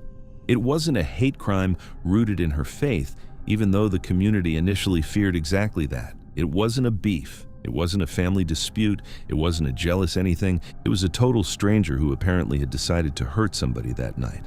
And Mariam, walking her regular path at her regular time, was the person who walked through that intersection first. And then let's talk about the brutality versus the motive. If a person's going to rob you on a summer evening walk, they grab your purse, they grab your phone, they shove you and run. That's how street crime usually goes. It's ugly, it's traumatic, but it's over in seconds. What Landon did was not that. The medical examiner determined that the perpetrator had gone to gruesome lengths to conceal her identity. When investigators searched Landon's home, they found industrial tools that linked him to the crime. That is not the aftermath of a panicked robbery. That is a post-crime process. It's somebody methodically working over time to destroy the identity of a body, to make it easier to transport, to make it harder to identify, to make the victim, in every literal sense, disappear. And then he loaded pieces of a human being into his white pickup truck and drove them miles away to dump them in an industrial pond in a completely different jurisdiction. That is not the behavior of a robber. That is a predator trying to disappear a hunt. The only reason this case broke, honestly, is because of dumb, blind luck. Two pieces of it, actually. Piece 1. A witness happened to be working late in that Clinton industrial area, happened to step outside for a smoke break, happened to see a truck at exactly the moment its driver killed the headlights, happened to have the presence of mind to take a photograph. If that man had stayed inside for one more phone call, if he had quit smoking 6 months earlier, Mariam's remains might never have been found. Or if they had, the truck would never have been linked. Piece 2. Landon himself. The very next day, he took himself off the streets by attacking his own ex-girlfriend with a knife and getting arrested for it. If he had held it together for just another week or two, he might have been miles down the road before investigators ever put his name on their list. Cell phone records eventually confirmed everything. Landon at Shrum Hills Park at 7 p.m. on July 29th, at the exact time and place Mariam vanished. Landon at the Clinton Pond on July 31st, at the exact time and place the smoker saw the truck. It was locked in. He was convicted. He was sentenced to life in prison without the possibility of parole. But the sentence, however just, doesn't fill the hole. Because this is the part of the story that just doesn't heal. Mariam Toure Silla wasn't a stranger to Greenbelt. She was Greenbelt. She was the teacher who spoke French to third graders and made them fall in love with a whole other language. She was the woman at the mosque who slipped a struggling family a little help without ever mentioning it. She was the mother, the sister, the friend who called just to check in. And when the news broke, first that she was missing, then that she was gone, then that her remains had been hidden and dumped in a stormwater pond by a total stranger, it did not just wound her family. It wounded an entire community's sense of the world. Because we all rely, quietly, on a kind of statistical faith. We tell ourselves that terrible things happen, but only under certain conditions, only to certain people, only in certain neighborhoods, only at certain times of night. We use routine and daylight and busy streets as our talismans, as if the presence of other people is a protective spell. Mariam's death took that faith away from a whole zip code. Because if a beloved teacher can walk her regular route through a full and lively neighborhood at 8 p.m. in July, in daylight, and be silently taken by a man she had never met in her life, then the whole map of safety we carry around in our heads is a lie. There is no complex conspiracy in this case, no shocking web of secrets, no hidden double life, just a good woman on a Saturday walk, and a bad man who had chosen that night that he was going to hurt somebody. She stepped out for a peaceful summer stroll. She crossed paths with a monster hiding in plain sight, and the last person to speak to her on this earth was the last person on this earth she would have ever chosen.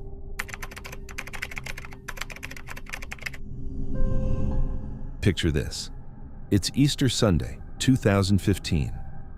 In a small farming town in the middle of rural Australia, a 26-year-old high school English teacher is exactly 6 days away from marrying the love of her life. Her wedding dress is hanging in her closet. Her hair appointment is booked. Her father has practiced walking her down the aisle in his head. And on this beautiful, quiet Sunday morning, this bride-to-be does something so completely her that it will break your heart later. Instead of getting a manicure, instead of relaxing, instead of doing literally anything else, she drives to her empty high school. She lets herself in with her own keys, and she sits down at her desk to finish writing lesson plans. Not for tomorrow, not for next week. She's writing them for the substitute teacher who's going to cover her classes while she's on her honeymoon. That's who Stephanie Scott was. She walked into an empty school on Easter Sunday to make sure her students had a good week, and she never walked out. Let me take you to Leeton, New South Wales, April of 2015. If you've never been to the Riverina region of Australia, let me paint you a picture. This is the heart of Australia's agricultural country. Wide open farmland, rice paddies, citrus groves, endless blue sky. Leeton itself is one of those quintessential small country towns, tight-knit. Everybody knows everybody. The kind of place where the local high school is a pillar of the community and the teachers are legitimate local celebrities. And in April 2015, Leeton is buzzing with a very specific kind of energy. Because Easter has fallen on the long weekend, which means everybody's home. Families are together, churches are packed, kids are hunting for chocolate eggs. It's warm but not hot. Autumn is settling in the way it does down there. But underneath that Easter energy, this whole town has one huge event coming up that everybody is excited about. A wedding. Not just any wedding. The wedding. Because in a town like Leeton, when one of the most beloved young teachers at the high school marries her childhood sweetheart, it's basically a community holiday. Half the town has bought new outfits. Everybody knows the color scheme. Everybody's practicing their well wishes. Now, into that world, meet Stephanie Scott, 26 years old, high school English and drama teacher at Leeton High, and by every account, absolutely radiant, vibrant, adored by her students, the kind of teacher who directed the school plays, ran extracurriculars for the theater kids, stayed late helping seniors with their essays. She was in the most beautiful way possible, blissfully happy. She was 6 days out from marrying Aaron, her partner, the love of her life. She had planned this wedding to the last detail. She was going to be the bride Leeton talked about for years. And here's what I need you to understand about Stephanie's personality. She was, at her core, a good teacher, not just a nice person who happened to teach, a really deeply good teacher. Because a lazy teacher, an average teacher, drops the classroom the second the vacation clock starts ticking. That teacher hands the substitute a textbook and says, "Have them read chapter 4. Stephanie Scott was not that teacher. Stephanie Scott, on the day before Good Friday of her own wedding week, was worrying about coverage. She was going to be gone for weeks. Her students would be handed to a substitute, and she wanted that substitute to walk in on day one with a complete, organized, detailed set of lesson plans, reading assignments, discussion prompts, drama exercises, everything laid out so her kids didn't lose momentum while she was off in the honeymoon phase of her life. She lived a life defined by structure, love, and duty, which is exactly why her disappearance is going to shatter the entire foundation of this town. Easter Sunday, April 5th, 2015. Stephanie drives from her home to Leeton High School. It's a completely deserted campus. Because of the long weekend, there's nobody around. No students, no other teachers, just an empty maze of classrooms and corridors that she has full access to. She parks. She lets herself in. She walks down the hall to her classroom. And she sits down and gets to work on those lesson plans. At some point that Sunday afternoon, she finishes. She gathers her things. She starts walking back down the corridor toward the exit, going home. And that's when she runs into the cleaner, Vincent Stanford, 24 years old, the contract cleaner for Leeton High. Somebody Stephanie would have seen around plenty of times before, in the way you see the guy who empties the classroom bins. Not a friend, not a colleague, just background. Just a guy doing his job. She sees him in the hallway, and true to her sunny, kind nature, she smiles. She wishes him a happy Easter. Then she stops to look for her keys in her bag. That is the last known moment of Stephanie Scott's life as a free woman. Because at that moment, when her hands were in her bag, Vincent Stanford attacked her from behind. He dragged her unconscious into an old, disused photographic darkroom inside the school building. And in that windowless, forgotten space, he attacked her and took her life. Meanwhile, back at home, hours ticked by. Stephanie didn't come back. Her fiancé Aaron started texting, then calling, then really calling. Every text unanswered, every call ringing out. Aaron, knowing his fiancé like nobody else knew her, understood immediately. This is a woman 6 days away from her dream wedding. This is a woman who called her mom 5 times a day. She does not go silent, ever. By Sunday afternoon, he had reported her missing to the Leeton police. Monday morning, full-blown panic. Stephanie is missing wedding appointments, her car is missing, her phone is dead. The whole town starts to mobilize, and the media, sensing a story, descends on Leeton. And here's where they get it wrong, immediately. Because when a young bride vanishes 6 days before her wedding, the tabloids write themselves. The whispers start. The runaway bride narrative, the cold feet theory. Speculation about affairs, breakdowns, second thoughts. Police, thankfully, do not fall for that. They start canvassing the school. They pull CCTV footage. They start noticing something odd. A white Toyota Hilux belonging to the school cleaner, Vincent Stanford, had been continuously present at the school throughout the entire holiday weekend. On a campus that was supposed to be shuttered. On days when there was no scheduled cleaning work. 2 days after Stephanie vanishes, on April 7th, police start looking hard at Stanford. When they question him about why he was constantly at an empty school on Easter Sunday, he offers one of the most jaw-droppingly casual alibis you'll ever hear. He tells them he was, quote, cleaning the bins on Easter Sunday. On April 9th, Vincent Stanford is arrested and formally charged with Stephanie's murder. On April 10th, guided by cell tower data pinging his phone, police drive out to Cocopara National Park. It's more than 70 kilometers from Leeton, deep bushland. And there, in a remote spot in the Australian wilderness, they find Stephanie's burned remains. All right, let's stop right here and really look at what got said about this case in the first 48 hours versus what the evidence actually shows. Because the runaway bride narrative the tabloids latched onto is one of the most offensive misreadings of a young woman's life I have ever seen. So let's dismantle it. If Stephanie Scott had actually been having cold feet, if she had actually been planning to run, we would see the fingerprints of that plan. Every runaway leaves signals: withdrawn cash, emptied accounts, a missing suitcase, missing clothes, a texted goodbye to a best friend, something. Stephanie's bank accounts, untouched, her wardrobe, intact, her passport, home, her wedding dress, still hanging where she left it. But here's the detail that just annihilates the runaway theory. Where do we know Stephanie was on the day she disappeared? At her school, on her own time, on her Easter Sunday, meticulously preparing lesson plans for a substitute teacher.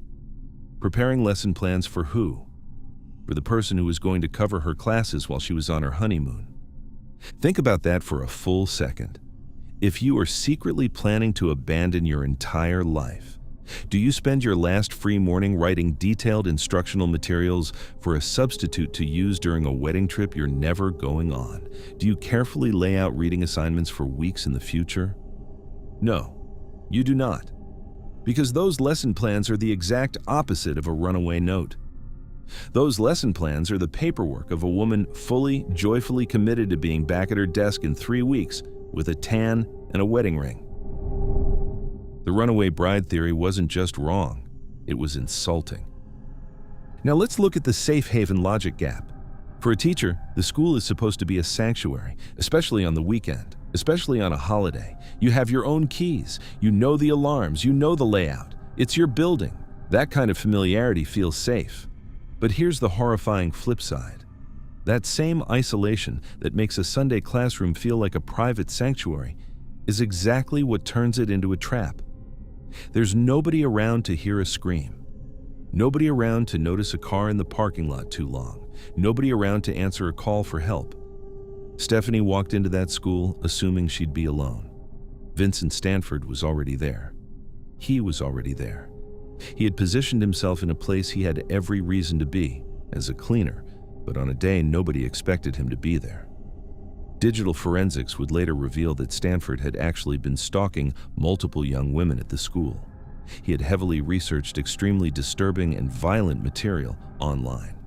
This was not somebody who saw Stephanie in a hallway and lost control. This was a predator who worked inside the very ecosystem of the school. He knew the corridors. He knew the empty rooms. He knew that Easter Sunday would be dead quiet. He knew there was an abandoned dark room where nobody would hear anything. And here's what really gets me. He knew who Stephanie was.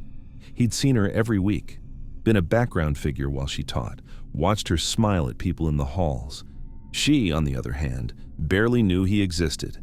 That is the terrible asymmetry of predators. They spend months learning their target. The target spends 0 seconds learning them. Which brings us to the last logic gap, the randomness of evil.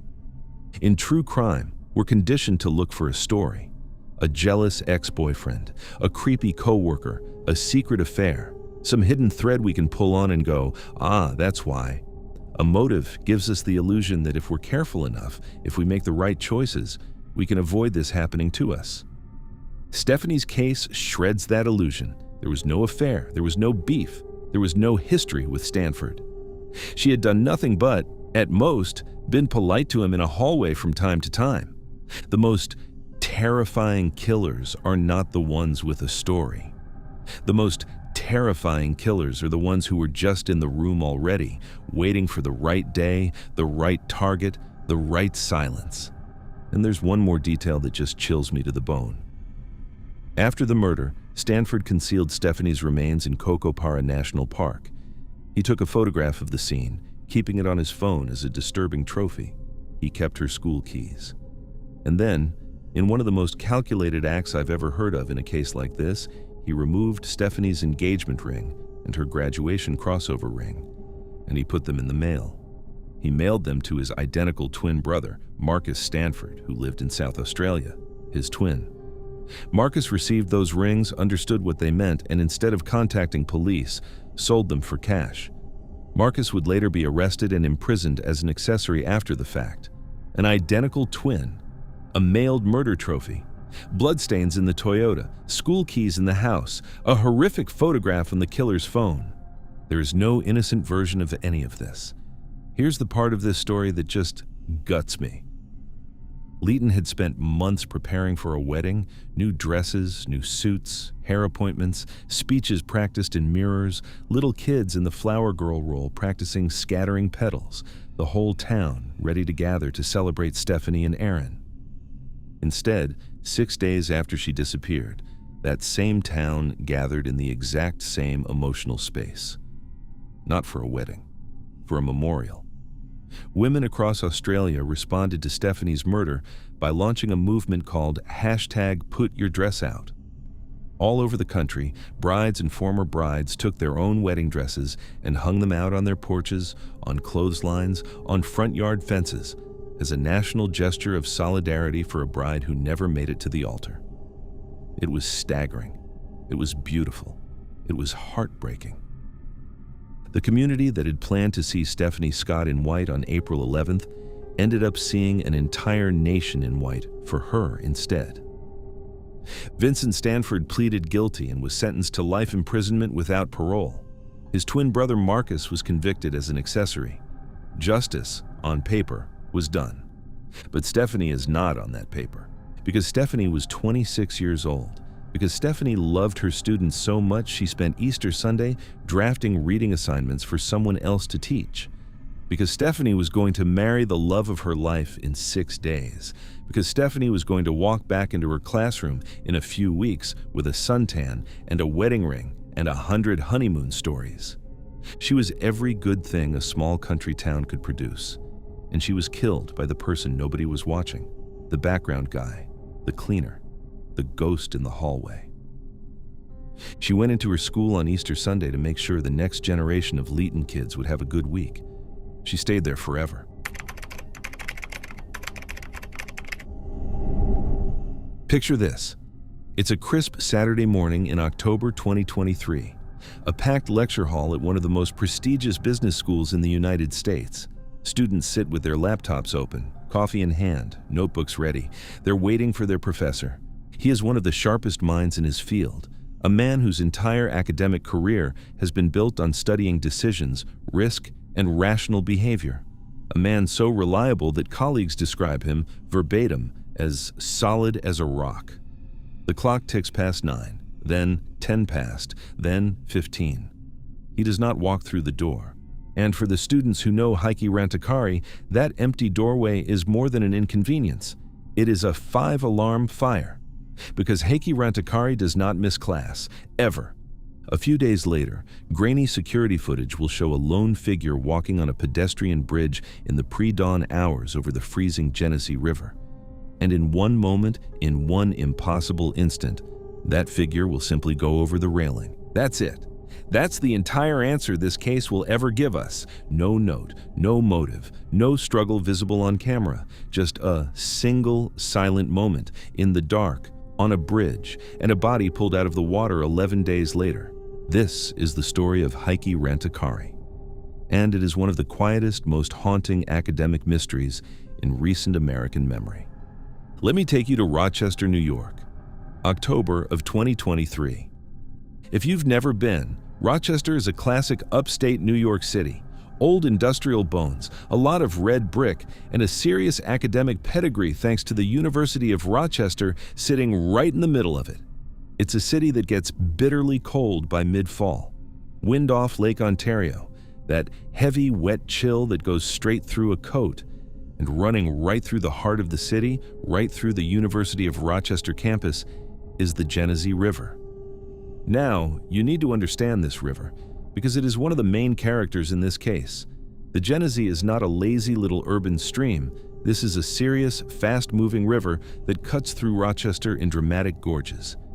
It plunges over multiple waterfalls, including the famous High Falls. In late October, the water temperature drops to the point where a human being hitting that water is in immediate, life-threatening trouble. The current is strong. The gorges are steep. If you go in the wrong spot, you are not coming out on your own terms. Set against this dangerous natural feature is the University of Rochester's Simon Business School. This is a prestigious institution. Old brick, manicured lawns, faculty in blazers, the kind of place where you can hear the click of expensive dress shoes on marble floors between classes. And into this world, meet Professor Heikki Rantakari, 44 years old. Associate Professor of Economics and Management, his specialty was applied microeconomic theory and organizational economics, game theory, risk, decision-making, the mathematics of how people, companies, and institutions make choices. Now, he was not just a Rochester professor. Rantakari was actually leading a dual life across two of the biggest names in American academia. He was on faculty at Simon Business School in Rochester, but he was simultaneously a visiting associate professor at MIT's Sloan School of Management up in Boston. His primary residence, where he lived with his wife, was in Boston, and he would commute down to Rochester to teach his weekend teaching block. That's an unusual arrangement. It means every weekend, this man was flying back and forth between two major cities, teaching at two elite institutions, keeping his life balanced across a demanding calendar. Which brings us to the personality piece that matters most. Everybody who knew Heikki Rantakari describes him the same way: reliable, punctual, serious, deeply dedicated to his students. Colleagues used phrases like solid as a rock. His entire life ran on a strict, unwavering routine. He had to. You cannot pull off a two-city academic career if you are a flaky person. That kind of life requires clockwork. And that clockwork is exactly what's going to make his disappearance so instantly, unmistakably wrong. Friday, October 20th, 2023. Around 7 p.m., Rantakari's flight from Boston lands in Rochester. Same routine he does most weekends. He gets in, he heads to his rental. This particular trip, he's staying at an Airbnb at the corner of Exchange and Riverview Streets, right near the downtown riverfront. Around 9 p.m., he's captured on video arriving at that Airbnb, alone. Nothing unusual, just a man coming home to his temporary weekend base. And that's when he vanishes from the routine. Saturday morning, October 21st, Rantakari is scheduled to teach his game theory class at Simon Business School. Students file in, they wait, he doesn't come. And this is the moment where you have to really feel how out of character this is. Because this is a man who probably hasn't missed a class in years. His whole professional identity is built around showing up. When he doesn't walk through that door, colleagues don't wait. They don't assume he overslept. They don't assume traffic. They immediately start making calls. Nobody can reach him. And by the end of the day, Rantakari has been formally reported missing to the Brighton Police Department, which handles the University of Rochester's area. Now, in the days that follow, this case becomes a full-blown emergency. The Rochester Police Department gets involved. The University of Rochester community starts organizing search parties. Simon Business School students are printing flyers, canvassing the downtown area, posting on every social media platform they can think of. But here's a detail that adds a layer of confusion to this whole thing. In those very early days, before there's any physical evidence, RPD issues a public statement that includes this line. They had gathered some information that makes us believe that he may be in danger. Now, this is where it gets strange, because that phrase coming from police sends the entire community into a spiral. Maybe in danger is not the language of, we think he had an accident. That is the language of foul play. That is the language of possible kidnapping, possible assault. Something happened to him. Students are terrified. Colleagues are terrified. A brilliant, high-profile academic vanishing off the streets of Rochester with police warning. He may be in danger? That is the setup for a serial killer thriller. That is the setup for a targeted attack. Meanwhile, a separate weird backdrop starts creeping into the story. Between October 2023 and May of 2024, the Genesee River will yield up 4 different bodies. 4. In the exact same waterway, which of course starts fueling wild local rumors, this being the internet age, of a serial killer using the gorge as a dumping ground. So now you've got the perfect storm of speculation: a missing MIT-affiliated academic, police warning of danger, a river producing multiple bodies. Everybody's mind starts racing. And then, on October 27th, Rochester police announced they have obtained security camera footage. The footage shows a lone figure on the Bragdon Place pedestrian bridge in the very early morning hours of October 21st. Sometime after Rantakari had arrived at his Airbnb that Friday night and before he was supposed to teach that Saturday morning. The figure is on the bridge, and then, on camera, in one motion, the footage captures a lone figure on the pedestrian bridge, and then, tragically, the figure falls into the river below. Just like that. Days later, on October 31st, just before 11 a.m., following a report from a civilian, the Rochester Police scuba team pulls a body from the water near the Inner Loop Bridge. November 1st, the Monroe County Medical Examiner confirms what everyone had been afraid of. The body is Heikki Rantakari. Police officially state there are no signs of criminal activity. No foul play, no third-party involvement. The falls, the serial killer rumors, the danger warning, all of it is quietly walked back. The case is closed as a tragic solo accident. All right, so the police version is the tidy version. A brilliant professor was walking near the river in the early morning. He fell in. It's tragic, but there's no mystery. Case closed, except when you actually sit with the details, the mystery doesn't quite close. Let's start with the bridge itself. Modern American pedestrian bridges are not the flimsy structures of 100 years ago. They are, by code, built with high railings, waist-high or chest-high, depending on the design. Because the whole point of that engineering is to make it physically difficult for an adult to fall over accidentally. You have to lean, you have to reach, you have to actively climb. So how does a 44-year-old man on a routine morning walk plummet from a secure bridge? There are really only three answers. It was a tragic, intentional act. He suffered a sudden catastrophic medical event that caused him to pitch forward and collapse over the side. Or something else happened just off camera that we cannot see. Every one of those answers opens more questions than it closes. Now let's talk about the risk calculator. Heikki Rantakari was, professionally, one of the world's experts on rational decision-making and risk analysis. His mind was, quite literally, wired to weigh outcomes, to calculate probabilities, to recognize a stupid gamble when he saw one.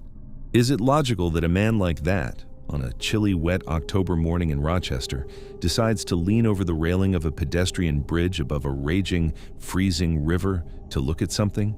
To take a picture? To get a better view? It's possible. People do dumb things every day, even brilliant people, especially tired, brilliant people. A jet-lagged professor at 3 a.m. is not a game theorist calculating an optimal strategy. He's a human being with impaired judgment. But that's just one theory. There are others we cannot rule out. The medical possibility hangs over this case like a shadow. Rantakari was 44, not old, not obviously frail, but sudden cardiac events happen at 44. Sudden strokes happen at 44. A collapse right at the edge of that railing could easily send a body pitching forward over the side. There would be no struggle, no warning, no footage of an assailant, just a man, one moment upright, the next moment gone. That is the most likely explanation. And it is also, in some ways, the most terrifying. Because it means we live with the possibility that a person can be perfectly fine at 9 p.m., catch a plane, walk to their front door, then wake up in the middle of the night and take a stroll and be gone before the sun rises. And then there's the unresolved third possibility. Off camera, the footage the police released was distant, grainy. It captured the fall. It did not necessarily capture the seconds before the fall. Was there someone else on that bridge? Was there an interaction we cannot see? Police said no. Police said no criminal activity. But the police also had, in the early days, said he may be in danger. Those two statements sit in tension with each other in a way that has never been fully explained to the public. There's one more thing that bothers me about this case, and it's not about Rantakari at all. It's about the institutions around him. The University of Rochester's response to this crisis was, by student accounts, baffling. Despite massive local media coverage, despite Simon Business School students banding together, printing flyers, self-organizing search parties, the administration did not formally notify the broader student and faculty body for more than a week. Students were forced to rely on rumor, on social media, on whispers. That is a strange kind of institutional silence. It's not evidence of anything sinister on its own. But for a community mourning a beloved professor, that silence became its own wound. Here's what I keep coming back to with this case. Heikki Rantakari was a man whose entire life was spent studying the shape of decisions. Game theory, at its heart, is about looking at a situation and figuring out what the smart move is, what the rational actor should do, how to weigh a small chance of a bad outcome against a big chance of a small gain. He was one of the world's leading minds on that math. And then he stepped onto a pedestrian bridge in Rochester at 3 in the morning, and something happened that we still cannot fully see, and the smartest game theorist in the room found himself in the water. a choice made, or a body failing, or a moment of terrible bad luck. We may never know which. His colleagues wrote beautiful things about him. The Simon Business School published an in memoriam that emphasized how deeply his students loved him, how deeply his family loved him, how much of the work he had ahead of him. He was 44. He had a wife in Boston. He had decades of teaching, publishing, and mentorship still on his calendar. And now he doesn't. Now, here's the part I want to leave you with. Because this case doesn't have a satisfying twist. It doesn't have a killer to blame. It doesn't have a conspiracy to expose. It just has a bridge, a river, and a man who slipped through a gap in the story we may never fully close. We tell ourselves that being smart protects us, that being careful protects us, that being rational, punctual, planned, and disciplined builds a fence around our lives that keeps random tragedy on the other side. Heikki Rantakari's life was, by every measure, that kind of fenced-in life. 2 universities, a loving marriage, a body of work in the mathematics of good decisions, a reliability so total that missing one class made an entire faculty pick up their phones. None of it was enough. Because sometimes, in the small hours of the morning, on a bridge you've walked before, in a city you know, over a river that has taken plenty of people before you, all the math in the world just doesn't matter. A man whose life was dedicated to solving the world's most elegant puzzles was, in the end, claimed by a mystery on a bridge that we may never fully understand. Sleep tight.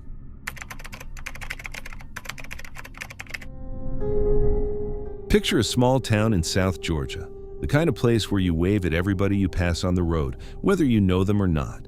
The kind of place where nobody locks their doors. Because why would you? Everybody knows everybody. Everybody's kid played on the football team. Everybody sat next to somebody's grandma in church on Sunday. Now, picture that in this town, one Monday morning, the most beloved teacher at the local high school doesn't show up for first period. Her house is locked. Her dog is inside, panicking. Her car's in the driveway. Her phone is on the charger, and on her front lawn lies a single latex glove. She's gone. And she's going to stay gone for 12 long years. But here's the thing that will keep you up at night. When the answer finally comes, it's not going to be some drifter passing through. It's not going to be a stranger. It's going to be somebody who used to sit in her classroom, watching her teach.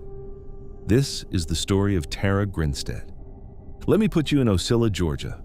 October 2005. If you've never been to this part of the country, let me paint it for you. Ocilla is deep South Georgia, tucked into Irwin County. Fewer than 10,000 people call this place home. It's pecan orchards as far as the eye can see. It's pine woods so thick you could hide a car in there, and nobody would find it for a decade.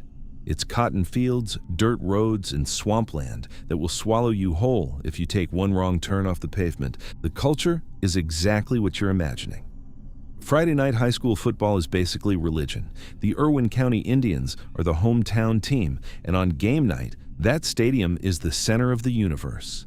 And right up there with football, beauty pageants. This is a town where a sweet potato pageant tiara means something, where the local Miss Whatever is a genuine celebrity. Everybody knows everybody. Doors go unlocked, kids ride bikes till dark, neighbors bring you a casserole when your grandma passes. It's the kind of Americana postcard where nothing bad is supposed to happen, which is exactly why what happens next is going to break this town in half. Meet Tara Grinstead, 30 years old, an 11th grade history teacher at Irwin County High School. She also coaches the cheerleading squad. She mentors the younger girls entering the local beauty pageants because Tara herself was a beauty queen. She'd competed in the Miss Georgia system. She had the tiara, the poise, all of it. But if you ask her students, if you ask her fellow teachers, they don't really talk about the pageant crowns first. They talk about how she cared, about how she'd stay late to help a struggling kid, about how she'd remember your birthday, about how she was, at her core, one of the good ones. Now, here's what you need to know about Tara's life at this exact moment. She's beloved, she's respected, she's independent, but she's also, honestly, a little lonely. She'd recently gone through a hard breakup with her boyfriend of 6 years, a former cop and Army Ranger named Marcus Harper, and by all accounts, she was struggling with it. She was 30, She was single in a small town where everybody else was married with kids by that age. But she wasn't reckless. She wasn't running around. Her routine was clockwork. And that clockwork is exactly what's about to make her disappearance so obvious, so fast. Saturday, October 22, 2005. Tara spends her whole day being Tara. In the morning, she's helping local teenage girls prepare for the upcoming sweet potato pageant, doing hair, talking about posture, being the mentor she always is. That evening, she puts on a nice outfit and heads over to a neighborhood barbecue. Just a normal small-town Saturday night, grilling, laughing, catching up. Everybody who was there says the same thing. Tara was in great spirits that night. She was smiling. She was engaged. There was no sign of somebody in distress, somebody afraid, somebody planning to disappear. Around 11 p.m., she says her goodbyes. The host actually walks her out to her car like a good Southern gentleman does, and she drives home. That is the last confirmed sighting of Tara Grinstead alive. Sunday, October 23rd. Tara doesn't answer her phone all day. Her mother is trying to reach her. Her friends are trying to reach her. Nearly 20 phone calls and nothing. This is not her. Tara answers her phone, so her mom does what small-town moms do. She calls a family friend, a police captain from a nearby town named Heath Dykes, and asks him to swing by and check. Dykes drives to Tara's house on West Park Street. He knocks. Nobody answers. He doesn't force his way in. He just leaves his business card wedged in the front door as a note that says, "Hey, I came by, call me. Monday morning, October 24th, 8:50 a.m. The first bell rings at Irwin County High School. Tara's history class fills up with kids, but Tara's not there, and Tara is never late. Within minutes, her coworkers are on the phone with the Ocilla police. Something is wrong. The cops go to her house, and this is where the mystery begins. Because when they walk up to that little house on West Park Street, they find a scene that makes no sense. Her pearl white Mitsubishi 3000 GT is sitting right there in the carport, unlocked. The keys are gone, but here's a weird detail. On the dashboard in plain sight sits an envelope containing $100 in cash. The front door of the house is locked from the outside. They get inside, and the house is almost normal. Her dog is anxiously pacing around, needing food, needing to go out. Her cell phone is plugged into the charger. The clothes she wore to the barbecue Saturday night are on the bedroom floor. Her purse and her keys are the only things missing. But then, when they really start looking, they find the things that don't fit. The things that turn a welfare check into a crime scene. A bedside lamp is broken, propped against the wall like somebody tried to hide the damage. The clasp of a necklace has been snapped, like it was torn off her body. The alarm clock is shoved underneath the bed, and its time is off by exactly 6 hours. And outside, sitting in the pine straw of her front yard, is a single latex glove. They swab it, and DNA analysis will eventually reveal it contains a mixture of Tara's genetic material and the full DNA profile of an unknown white male. All right, let's stop right here and just look at this scene. Because on the surface, the police are staring at 100 possibilities. Did she run away? Did she meet a bad date? Did an ex-boyfriend come back? Was it a burglary gone wrong? But when you actually apply logic to what's inside that house, most of those theories fall apart in seconds. Let's start with the car. Tara was 5'3". That's it. She was petite. Investigators sit down in the driver's seat of her Mitsubishi and they immediately notice something. The seat is pushed way back, not a little, way back. Far enough to accommodate somebody significantly taller than her. Now, this is where it gets strange. Because if she was attacked inside her home, why is her car seat moved? Somebody else drove that car. Somebody tall. And then that somebody brought it back and parked it in her carport like nothing happened. The tires were even caked in a strange clay, like it had been driven somewhere off-road. And on that dashboard, $100 in cash sitting right there. Any burglar in the world sees that money and grabs it. This wasn't a robbery. Now let's talk about the latex glove. Think about who wears latex gloves at a crime scene. That's not a random opportunistic guy who kicked down a door. That's not a passion crime. A drunk ex-boyfriend doesn't show up at midnight with a box of medical gloves. That is premeditation. That is somebody who knew he was coming there. Somebody who had thought about DNA. Somebody who had prepared not to leave fingerprints. But then here's the beautiful, awful contradiction. If you're wearing gloves to leave 0 DNA behind, why do you drop one of the gloves in the front yard?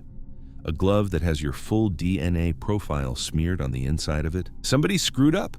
Somebody panicked. Somebody was in over their head, which actually points us toward a very specific kind of suspect. Not a professional, not a serial killer with a system, somebody young, somebody nervous, somebody who tried to be smart and failed. Now let's talk about the doors. Think about this for a second. The front door is locked from the outside, which means whoever left that house had the keys. And they took the time, in the middle of committing an abduction, to lock up behind themselves. If there was a violent struggle inside, and the broken lamp, the snapped necklace, the alarm clock shoved under the bed, all of that says there absolutely was. Did the attacker seriously then find her purse, grab her house keys, walk her out the door, and calmly lock it behind him like a neighbor heading out for milk? That's not the behavior of somebody who broke in. That's the behavior of somebody trying to buy time, somebody trying to stage the scene to look like Tara just walked out on her own. Somebody who wanted the whole town to spend a few extra days thinking maybe she ran away, maybe she took a trip, maybe she just needed space.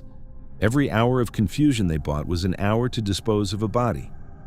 So what does the GBI do with all this? They go to work. And it becomes the biggest missing persons case in the history of the Georgia Bureau of Investigation. Full stop. Bigger than any of them had ever seen. They look at Marcus Harper, the ex-boyfriend. He's got an alibi. He was riding along with an on-duty police officer that night. They look at Heath Dykes, the police captain who left the business card. His DNA doesn't match the glove. They look at Anthony Vickers, a former student who'd once been arrested for trying to break into Tara's house. Nothing sticks. They test the DNA in that latex glove against every database they can think of, and nothing. It sits in the CODIS system, matching nothing for over a decade. Meanwhile, Tara's face goes on billboards up and down Interstate 75. Her family and friends work themselves to exhaustion. A podcast called Up and Vanished comes out in 2016 and blows the case open in the court of public opinion, drawing millions of listeners to Ocilla, digging up every rumor the town had been quietly sitting on. And then, in February 2017, 12 years, 3 months, and change after she vanished, the GBI holds a press conference. They've made an arrest. The killer's name is Ryan Alexander Duke, and he'd never once been on the GBI's list of suspects. Not once. In 12 years of investigation, he wasn't a boyfriend, he wasn't a stalker, he wasn't anybody the family knew. He was a former student at Irwin County High School. Duke confesses. He says he broke into Tara's house that night, high on drugs, looking for money. Tara woke up. She confronted him. He panicked, he hit her, and he killed her. Then he called a friend to help, a guy named Bo Dukes, no relation. And Bo Dukes came over, and the two of them wrapped Tara's body up, drove her out to a pecan orchard owned by Bo's family, and they destroyed her remains over the course of 2 or 3 days to conceal the evidence in a Georgia orchard. That unknown DNA in that latex glove that had been sitting in CODIS for 12 years, unmatched, it was Ryan Dukes. He'd been in her town the whole time, living, working, existing, watching her family suffer, watching her students grow up and graduate without knowing what happened to their teacher. And here's the part that just chills me. Ocilla is a town of 10,000 people. Everybody knows everybody, which means for 12 years, Tara Grinstead's killer was passing her parents in the grocery store, sitting a few pews away from them at church maybe, buying gas at the same station. She stood at the front of a classroom and gave that kid an education. She gave every kid in that school her time, her patience, her heart. And one of them came back one night wearing a latex glove.